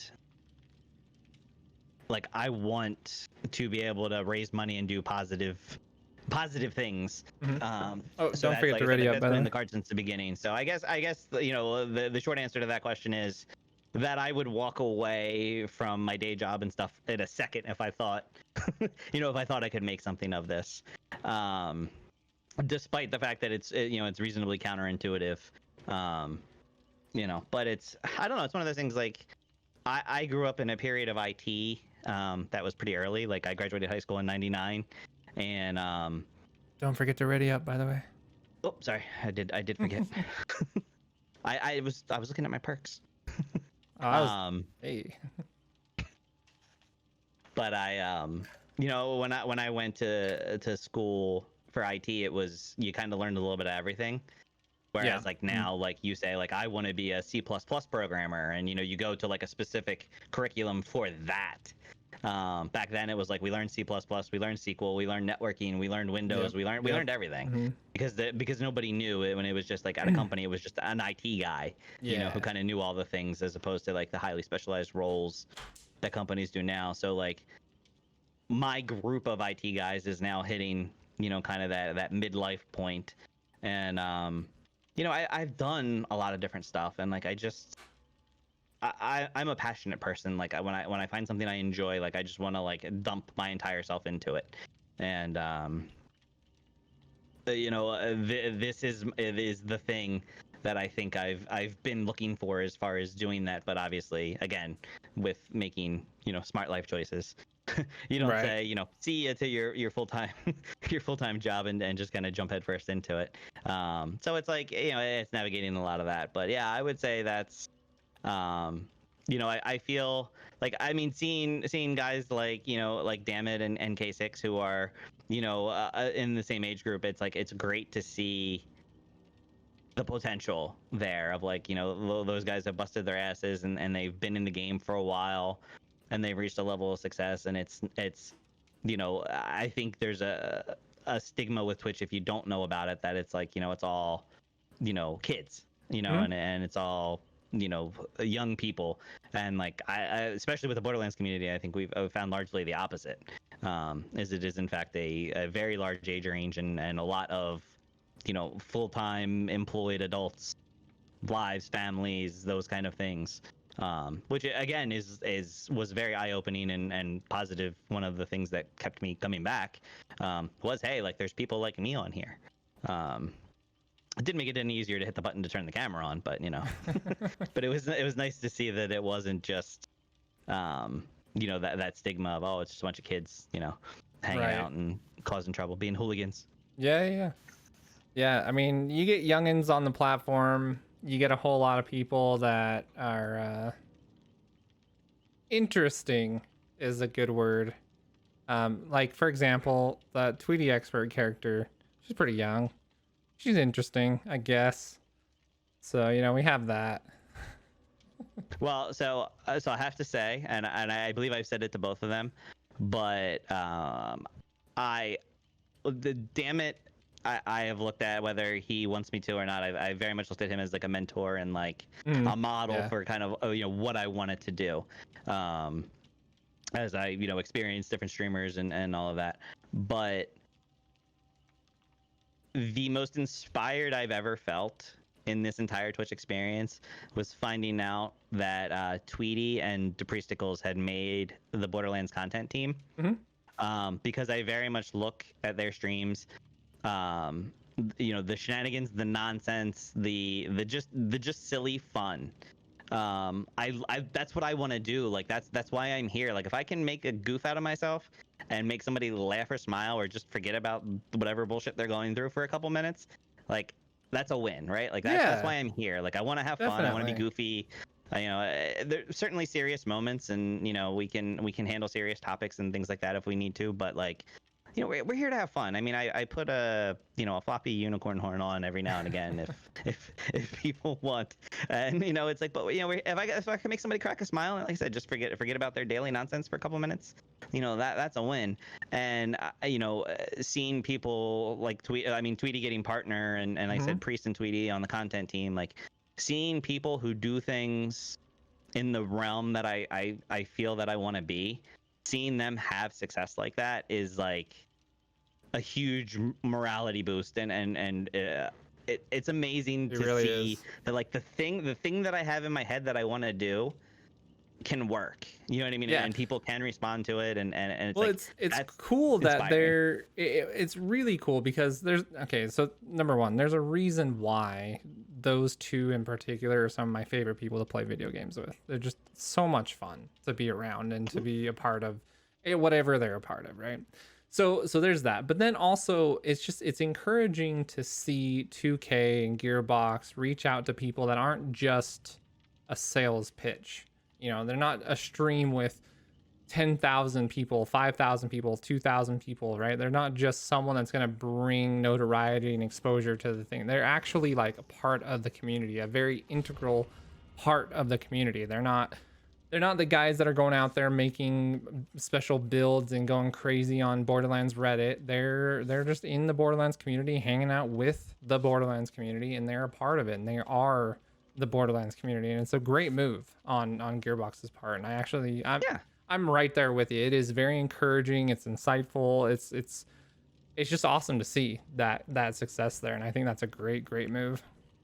Yeah, because I mean, I think if you look at the again, I think this may be more unique to the Borderlands community than anything, but seeing you've got folks like K6 who like have dedicated himself to the Borderlands franchise, right? Like that's all Hmm. he plays on stream, Hmm. and that's like that's not an easy thing to do, right? Because like you gotta keep yourself interested, you gotta keep yourself busy, like that's not easy. And then you have full on variety streamers like an Eddie Monster, like a Liz. You have folks that do those things, and damn it, I mean damn it's a great example of that as well. And then you have the build makers in the community, the Fix, the Psychotic Wolves. We all know them. And then you have, or the Moxies. I can't leave his name off the list. And then you have people that have more interactive communities and play with viewers and things like that, like the Tweeties and the Priests and all that. And it's like to see all of those people get recognized and put into a team. For the greater good of that community, because I think just about everybody in the Borderlands community as a viewer can look at the stream team and go, there's at least a couple people on there that I watch or that I care about. Hmm. Because there's something for everybody. There's all the different types are represented. And I think that, like you said, that was a great move on their part, and I think they recognized that as something that the community wanted. Because if you just, like I said, like the build makers, nothing against what they do, but if you just focus on them, they attract a certain audience, but there's a whole nother part of the audience that like I just wants to play the game and have fun, doesn't necessarily get into the min-maxing and all that. And I think a Yep. lot of communities focused on mostly more probably in the PvP world, but a lot of communities focused on like just having the best of the best, Yeah. right? They just Hmm. want the absolute top tier best players represented.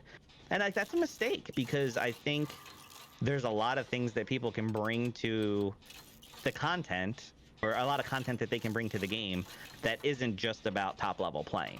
Yeah. Whether Oh, it's like definitely. discovering silly shit about the game and like finding ways to break the game. I mean, you've got guys like Garwood who is very good at the game and does stuff, but he just like consistently finds ways to break the game. Yeah. And like that's entertaining just by itself. Yeah.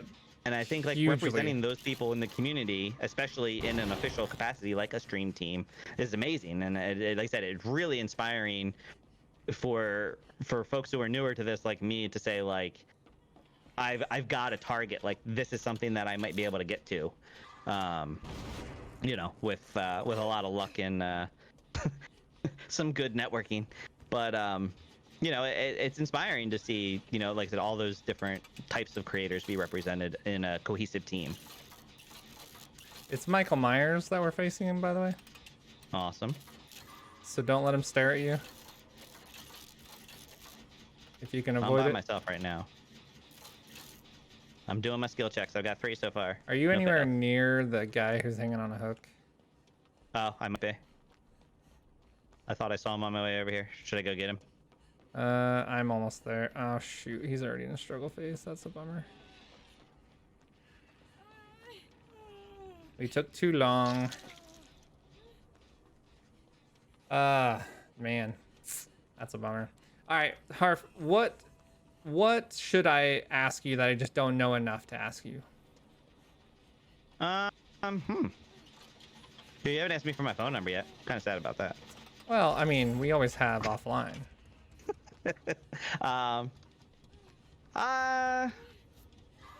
Ooh, is this you? Yep. You're healing. You can. Can I like, help? we can both. There we go. There you go. I just couldn't. The post was in the way. I couldn't get on them.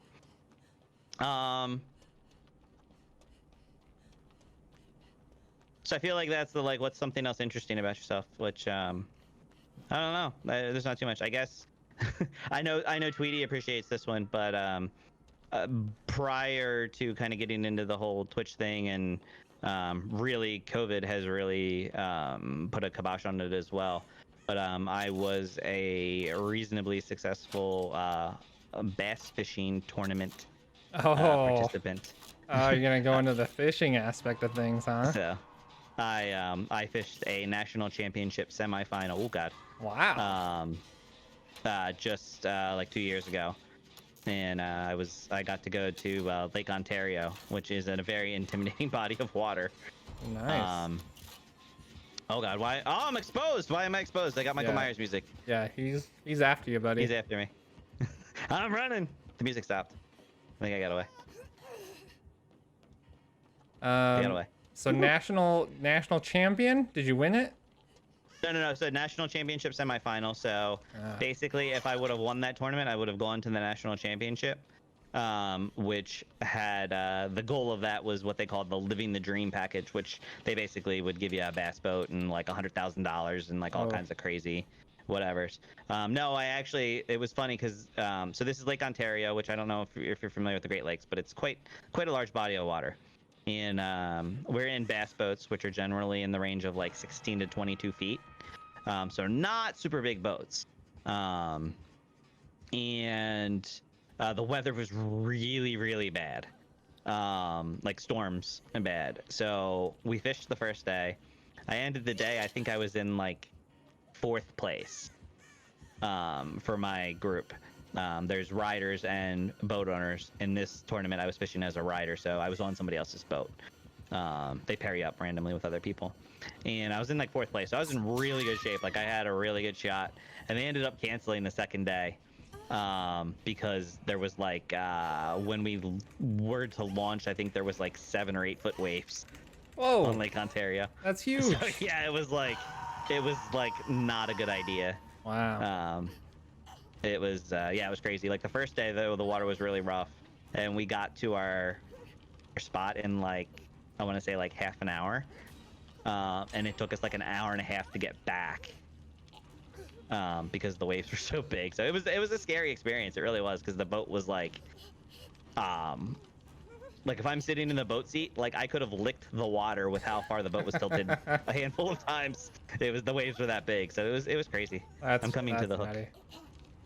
All right, I'm so almost there. we've gotten to the Q&A side of the podcast. So we have a live audience here on Twitch.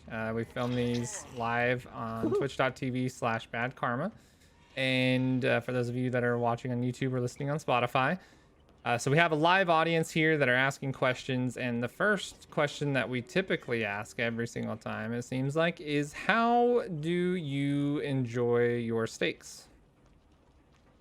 My steaks. Yeah, how do you like your steaks prepared? Generally, I'm going medium as my baseline. But if it's a less than reputable place, I may go like medium well. If I'm feeling like they might not be a great place, or if it's a high end place, I will go like medium rare. Okay. But generally medium I think is the safe bet. But yeah, I will ask them to cook it a little more thorough if I question their facility. I'm gonna die. Oh my gosh, No! he's gonna kill me. This is terrifying. Michael, no! No, Michael, no! Oh, I see you. Are you dead if you're hooked? No, I'll be on struggle phase. Okay. Because I'm not far from you. Shit, he's coming for me. All right, so I totally get that because I'm normally a medium rare guy, and if I'm going to a place that I'm not 100% confident in their steak ability, I will go medium. Yeah, I feel that's probably. I mean, if I'm cooking it, it's going to be like a medium rare. My wife generally doesn't like it too bloody, so I try to, get it more into that medium realm. Mm-hmm. Another I'm question over. that isn't necessarily coming from the audience that I'm seeing, but is a question that the audience should be asking is if we were to go ghost hunting with Tweety Expert and Priesticles, would you be in on that team to ghost hunt with? Yeah, 100%. All right, you heard it, guys. I'm in. I want to do like real ghost hunting. Dude, I've done it. Oh my gosh. Nailed it. Let's go. So I've done it, and the group of people I did it with were goofballs, and it was. Oh, he got me. They were like, I think, trying to take it seriously, but it was like a bad parody of Ghost Hunters or something. Like, it was awful. Hey! I was all the way up the stairs, and he was like only halfway, and he like tapped my foot through the railing. Yeah. So he's Michael Myers is pretty evil because when he upgrades, he gets just super dumb strong. All right. Well, I am now hooked. That's my first one.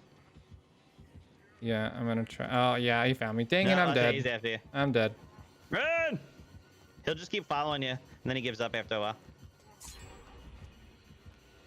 He missed you by a mile. I'm dead. You got to get a lead now. Go up those stairs. To your right. Yeah, I'm dead. He's faster than I am. Oh, somebody's coming for me. That's I'm the gonna save goal. Just buy time. Ah! Oh my gosh. All right, so we kind of went into this a little bit, but why the hat? The audience wants to know why the hat. You gotta run. You gotta run. Go, go, go. So again, it was mostly. I zigged when I should have zagged. So it was, like I said, mostly just a happenstance accident, but it was kind of a type of hat I was into. I wore it my third stream. People complimented it, and I was like, all right, well, I'm gonna wear it again. And it just before I knew it was a thing. And then I remember because a week or two later I didn't wear it, and then somebody was like, where's the hat? And I was like, oh, okay, we're already at the point where I'm known for the hat. So known for the hat. So here's some, I guess here's one of the things you didn't know about me, kind of thing.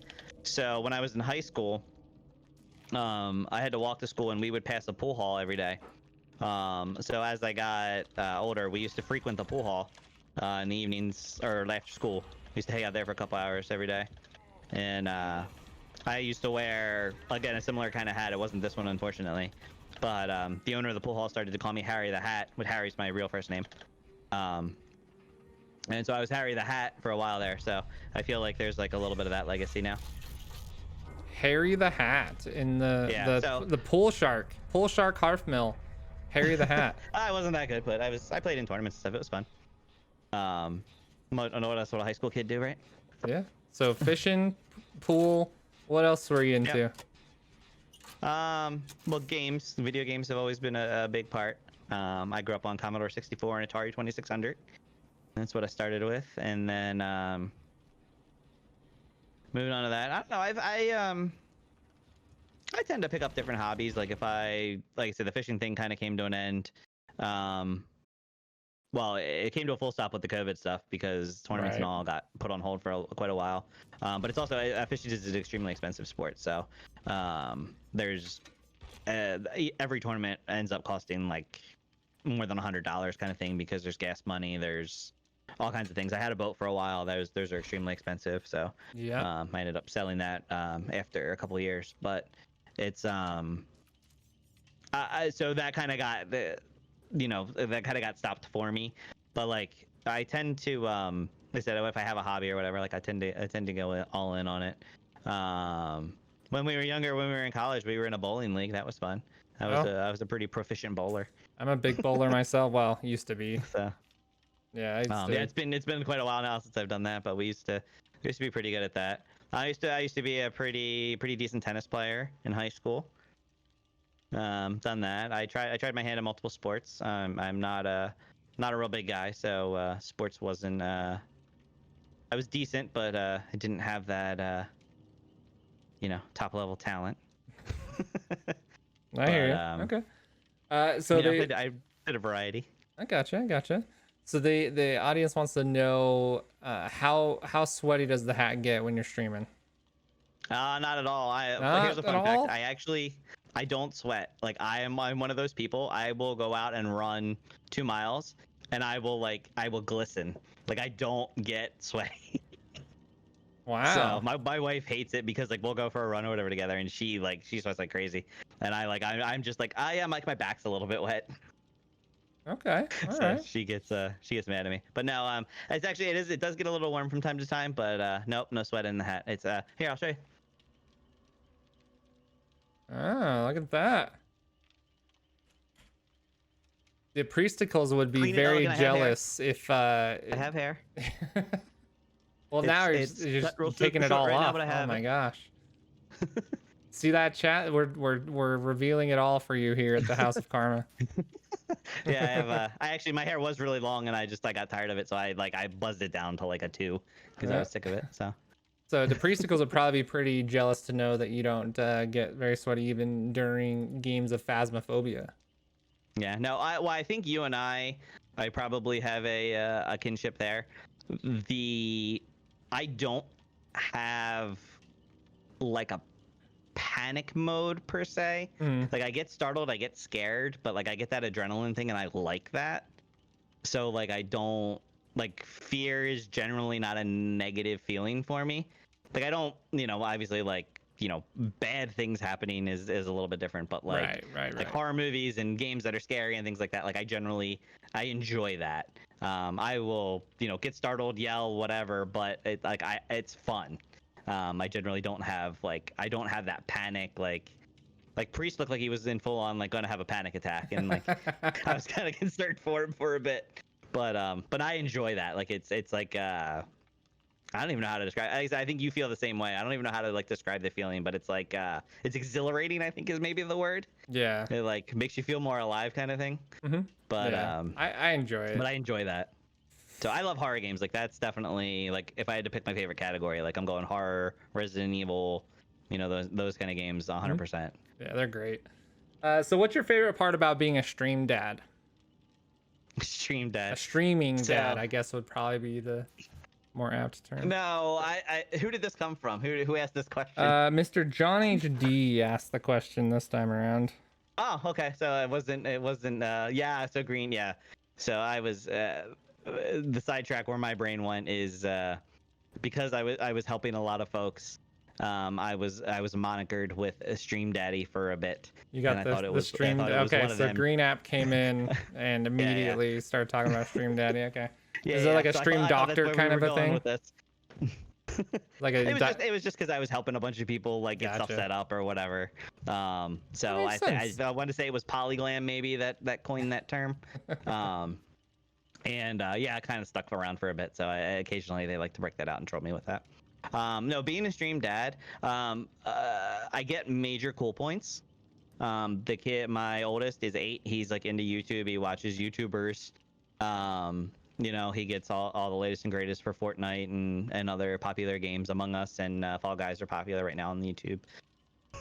On the YouTube side of things. So he thinks it's super cool. He wants to do it. You know, he's ready to go. Oh yeah. But no, it's tough because I think there's a lot of guilt to it when I decide that I need to dedicate some time to doing something for stream as opposed to like playing with the kids, and I try to like when I'm faced with that choice, I try to go like the kids every time, but like sometimes I just need to get something done because I've committed to co-streaming or I've done something or whatever, and I'm like, so it's uh, but no, I mean I take it seriously, so I think like it's definitely a choice that can be tough at times when the kids want to do something and I'm like, well, I really need to get this done for stream. It's like anything else you would add into your life, like you try to balance it, but it's the kids and family come first. I mean, 100%. My wife has taken on extra duties of bedtime, so that I can start at the time I start, and I always try to make it a point, hug the kids goodnight, all that kind of stuff. Like I don't ever ditch out to avoid those kind of things, but it's tough. I mean, it is like another job. I mean, that's how I enjoy it, but I do look at it as a serious as a serious gig. So finding a balance with it in the rest of your life is tough, and I think the kids are the biggest thing with that. My kids are into sports right now, so like I finish my day job, I'm usually going to some sort of sports practice in whatever capacity they have it these days with the COVID hard. things. Yeah. And then I'm back, we're having dinner, and then I'm streaming. Like that's my typical day. I drop the kids off at school in the morning.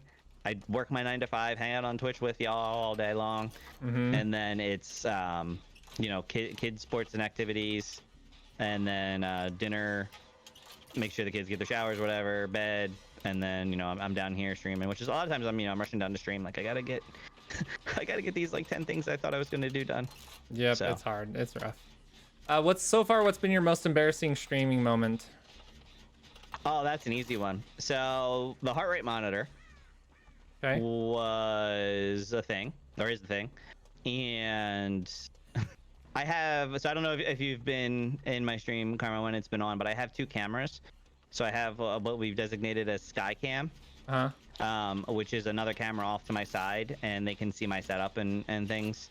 And I have a little shelf set up with a bunch of like gaming, trinkets and collectibles and stuff like that. And I have both cameras on my startup screen. And all right, I hear him. There he is. One stream I was, oh god. Don't bring him over this way! Run away, run away! One stream, somebody had redeemed my heart rate monitor because I have it set on a thing where they could redeem it and then it would be on for like 2 minutes and then it would just shut itself off. As just a channel points redemption. And somebody redeemed it and I didn't have it on, I had just forgotten to put it on. So I turn off my camera. And you wear one. You have to put those on your skin. Yeah. So I had to put the strap around. So I turned off the camera and I took off my shirt. I didn't take it all the way off, but like I lifted it up to put the thing on, and then I realized that Skycam was on, so I just like rolled with it. I'm like, I'm sorry, chat. This is what you're getting right now. So they got the full on dad bod. Oh boy. Oh boy. Yep. Oh god. No! So what you're saying is your stream's rated mature. Absolutely. That was my biggest terms of service violation right there, let me tell you. Sweetie, you're not old enough to go to that kind of show. But no, I think it was brief, but it was they got a show, and it was witnessed by many. That's awesome. I'm pretty sure I had a decent viewing that night as well. So yeah, it is what it is. That's pretty good. But yeah, that was quite embarrassing. I definitely had a very large face palm after stream. I'm like, why did I do that? So, but you learn lessons, right? You got to check your cameras before you do stupid stuff. Don't pick your nose on camera, Yeah, there you go. That's why the Go XLRs give us cough buttons, right? I love the Go make a weird XLR. noise, Oh my gosh. Oh! I did not expect him to come from there. That's pretty much what he did to me. He just like yeah, ran around the corner with a chainsaw. Oh, she got me. Go! it was calculated. Calculated. Get him while he's Completely distracted. calculated. Oh, just a little bit longer. Just a little. Yes, try and go down to that basement, you fool. Ha ha ha ha. Suck on it, nerd. Karma with the wiggles. Come on, buddy. Yeah, that was hands down my most embarrassing. I mean, I've done plenty of other stupid things, but that was definitely like, you know, self-embarrassing. Yeah, that sounds like that would get that requirement fulfilled. Come on, buddy. Decide what you're gonna do and do it. So you're limping about at this point. Oh yeah, I'm just making him run around. Yeah. Trying to find my next generator. I need to get a perk that tells me where the generators are. I feel like that would help a lot. I find myself wandering around a lot. Just look up a little bit and look for the lights. That's the easiest way. All right, he's in my vicinity again. Where the heck is he? All right, so next question comes in. Who is your celebrity crush? Ooh. That's a good one. I don't know if I have one. I've had them. I don't know if I have one currently. The last one I can think of was maybe like a Kate Beckinsale. Oh yeah, like Underworld. Yeah. Okay. Like she was also in like an Adam Sandler movie. My wife's a big Adam Sandler fan. Oh yeah. The remote control one, I think. I know which one you're talking She about. played his wife or whatever, and she's I don't know, she's a very pretty lady. So try and find a locker and get into it. He's gonna pick up this guy and hook him. And Leatherface typically has this skill called barbecue and chili. When they hook someone, they can find you and see you on the map as a silhouette.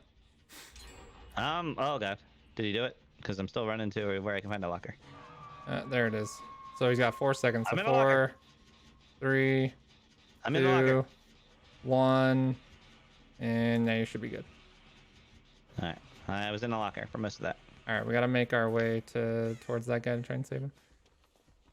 What? I was in the thing and it still beeped to me. All right, so I'm getting people wanting to know, or I guess wanting me to know, to ask you about a hearth hole.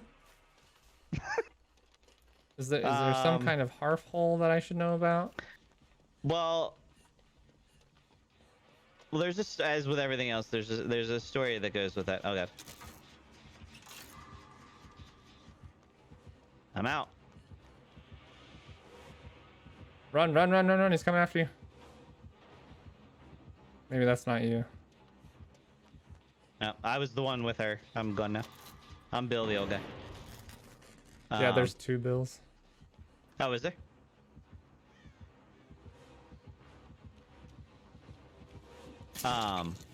So Sergeant Salad, who I believe is hanging about, has, oh god, I made a bad choice. Yep. I'm running. Oh, he hit me with an axe. That wasn't good. Leave me. I'll be fine. No, don't hit me, jerk. Oh god. He's killing me, but all I can see is the wall. No, don't hit me with a chainsaw. Oh no, he just gave you a Mori.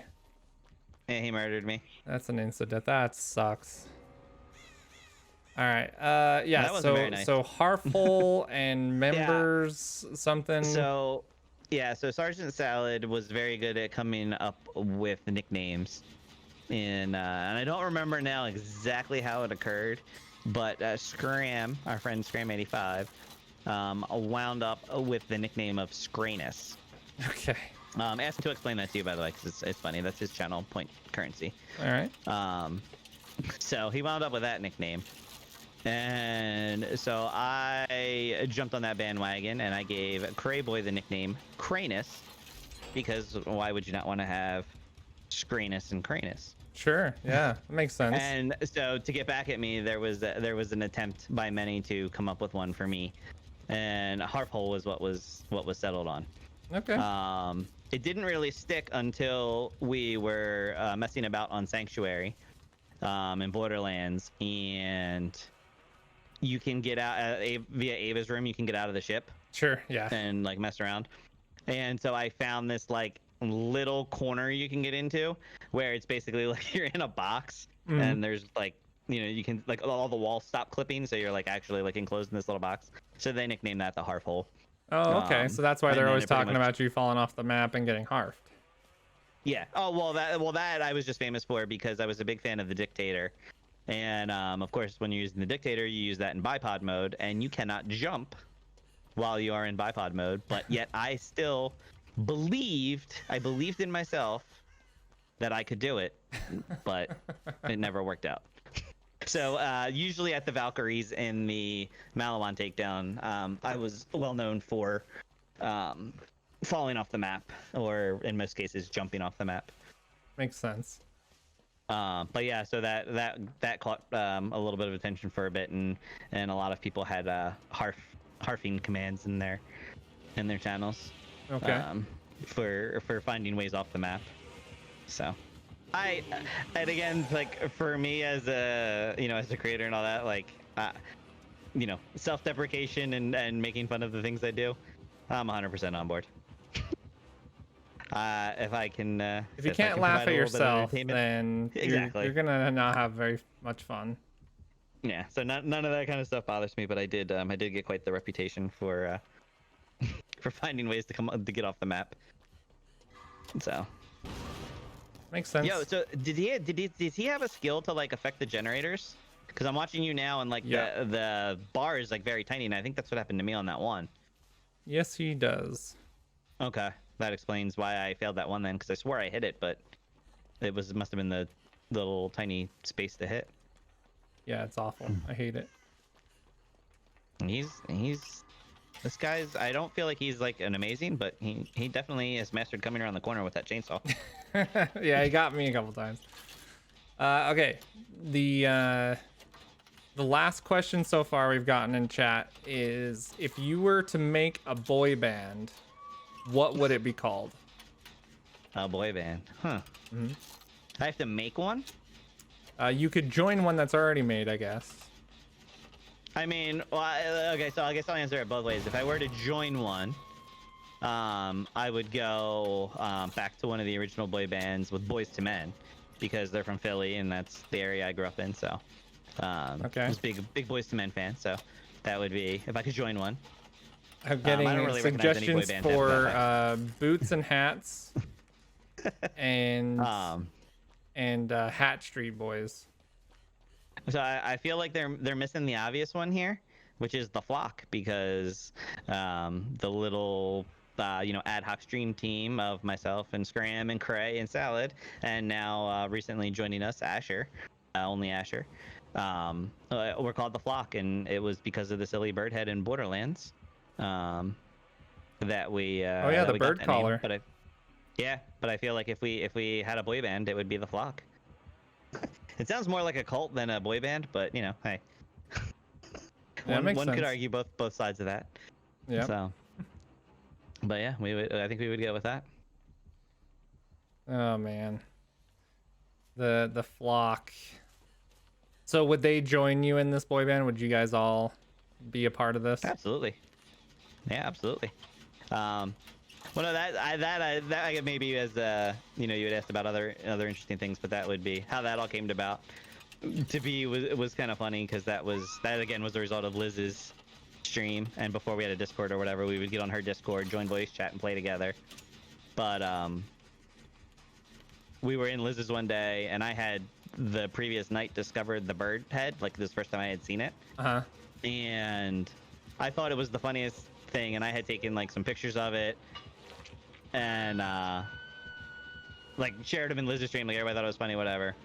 But we ended up gaming together that night, doing like Proving Grounds or something, and they all showed up wearing the bird head. And so there was 4 of us, and we were all wearing the bird head, and I think we played for probably like 4 or 5 hours, and we spent more than half of it like doing stupid poses and taking pictures. Like we took pictures with Moxie at the bar. we did the one proving ground has a big billboard. We worked our way up onto that. Like you can do a couple jumps and work your way up onto that. I still have the pictures, but like we have pictures of us just goofing around, and that was really like that's how the whole flock thing came to be. Because we started, I don't even know who started it. It was, I want to say it was probably Salad, because again he's the one that comes up with that kind of stuff. But we started the call thing.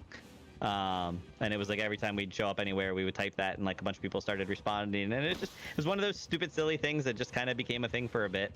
And but that was really where the whole flock thing came from. Like it was literally just Borderlands nonsense. But it's just a fun name, and you know it gives us an interesting story when people ask about it. So Right. so No, that makes sense. Our little sub community of the Borderlands community. That makes sense. Run, Karma, run! I'm trying, man. Dip and dodge.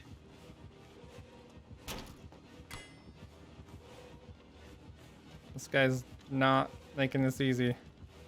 I'll say you got a pretty good lead on him, but I don't feel like he's going to be easy to ditch. Oh, I went the wrong way! I went to go that I way! thought you were trying to go in the cabinet, and I was like, it's a bold move. Oh, I'm mad about it. I'm mad about it. Oh, and there's a hook right there, too. That's rough. Well, let's hope our last survivor can do something with it. I'll say, I don't think I've seen this person the entire game. I just saved them from their last hook, so if they get knocked down, they're dead from a Mori. Oh, man. Yeah, so what's that about? How does that, that's So- the first time that's happened to me. So there are perks. There are perks in our offerings. One of the perks is after you hook a survivor, if you down them again, you can instantly kill them with something called a Memento Mori. And then there are gotcha, okay. offerings where you can kill someone with a Memento Mori, just anyone, right? Just like if you knock them down, boom, you can get them. But it's only one you get a free person per one? map. Yeah. Gotcha. And he's got the perks. He's done it to 2 people so far. Yeah, I'll say that was the second time he got me, I guess, Mhm. that he did that. So I guess he was just sick of my shit. I don't know. Yeah. But he, So we're coming just like I to could the end of the podcast here. So I need you to tell everyone where they can find you out on the internets. All right, so well, if you ever go anywhere and find a Harfmil, it is probably me. I have all the socials, but as far as Twitch related things, Twitter, I'm Harfmil on Twitter. I post pretty actively, especially stream related things, but also non-stream related things. So that is the best place to get info and reach out. We have a Discord, obviously. You can join any of the Flock folks streams and hit the Discord command for that. But we have that, and obviously Twitch TV/Harfmil to see me. I am currently on a Sunday through Thursday schedule, 9 p.m. Eastern, and we generally go till about midnight. But later, if things are hopping, we'll run longer. But it's ooh, brutal. I guess that's what happened to me. Yeah, I think That's rough. I think I might have gotten that guy killed, which I'm okay with because they didn't try and save me. But so I think they were hiding by the hatch, and if I had died on the hook, the hatch would have opened for them to escape. Gotcha. So they were trying to. Yeah. They were trying to. And because they were trying to escape without trying to help their teammate, I purposely stayed on the hook longer so they couldn't do it. Wow, my score was really, really, really bad compared to everybody else. All right, so the main stream is twitch.tv/Harfmil, which is HARFMIL. Harfmil also on Correct. Twitter, YouTube. Yes, no. I do have a YouTube. It's kind of just getting going. I was hoping to be able to kind of stream some things there too, but apparently Twitch doesn't like that. So I got to work on editing videos and getting that. So I'm getting the recording side of things set up, but there's a couple videos there. I'm not quite ready yet to push that out to the world, but it does exist, and y'all can find it easy because again, it's Harfmil. But the goal is to get some content there and hopefully have some entertaining videos for y'all. That's pretty great, dude. Well, thank you so much, Harf. I really, really do appreciate you coming out and spending some time with us and doing the interview. It's been an amazing time, and I am going to just throw it out there that I hope it's not the last time we do this. Yeah, man, anytime. Video games with friends is my favorite thing. So if I get to talk and play video games with friends, hey, what the hell? It sounds like fun. Cool. Cool, cool, cool. Thanks, sir. Appreciate you. Thank you yeah. for the invite. Yeah, hang out for just a second, though. All right, everyone. Thank you so much for coming out. This has been episode 5 of the House of Karma podcast. We're trying to do a couple episodes every single month. And this has been episode 5 with Harfmil. We'll get this out on Anchor FM, which will distribute out to Spotify, hopefully some other platforms soon. And we'll get the video up on YouTube so you guys can check that out. Links will be in chat. Thank you so much for coming in, hanging out, and I appreciate it. I'll see you guys on the next one.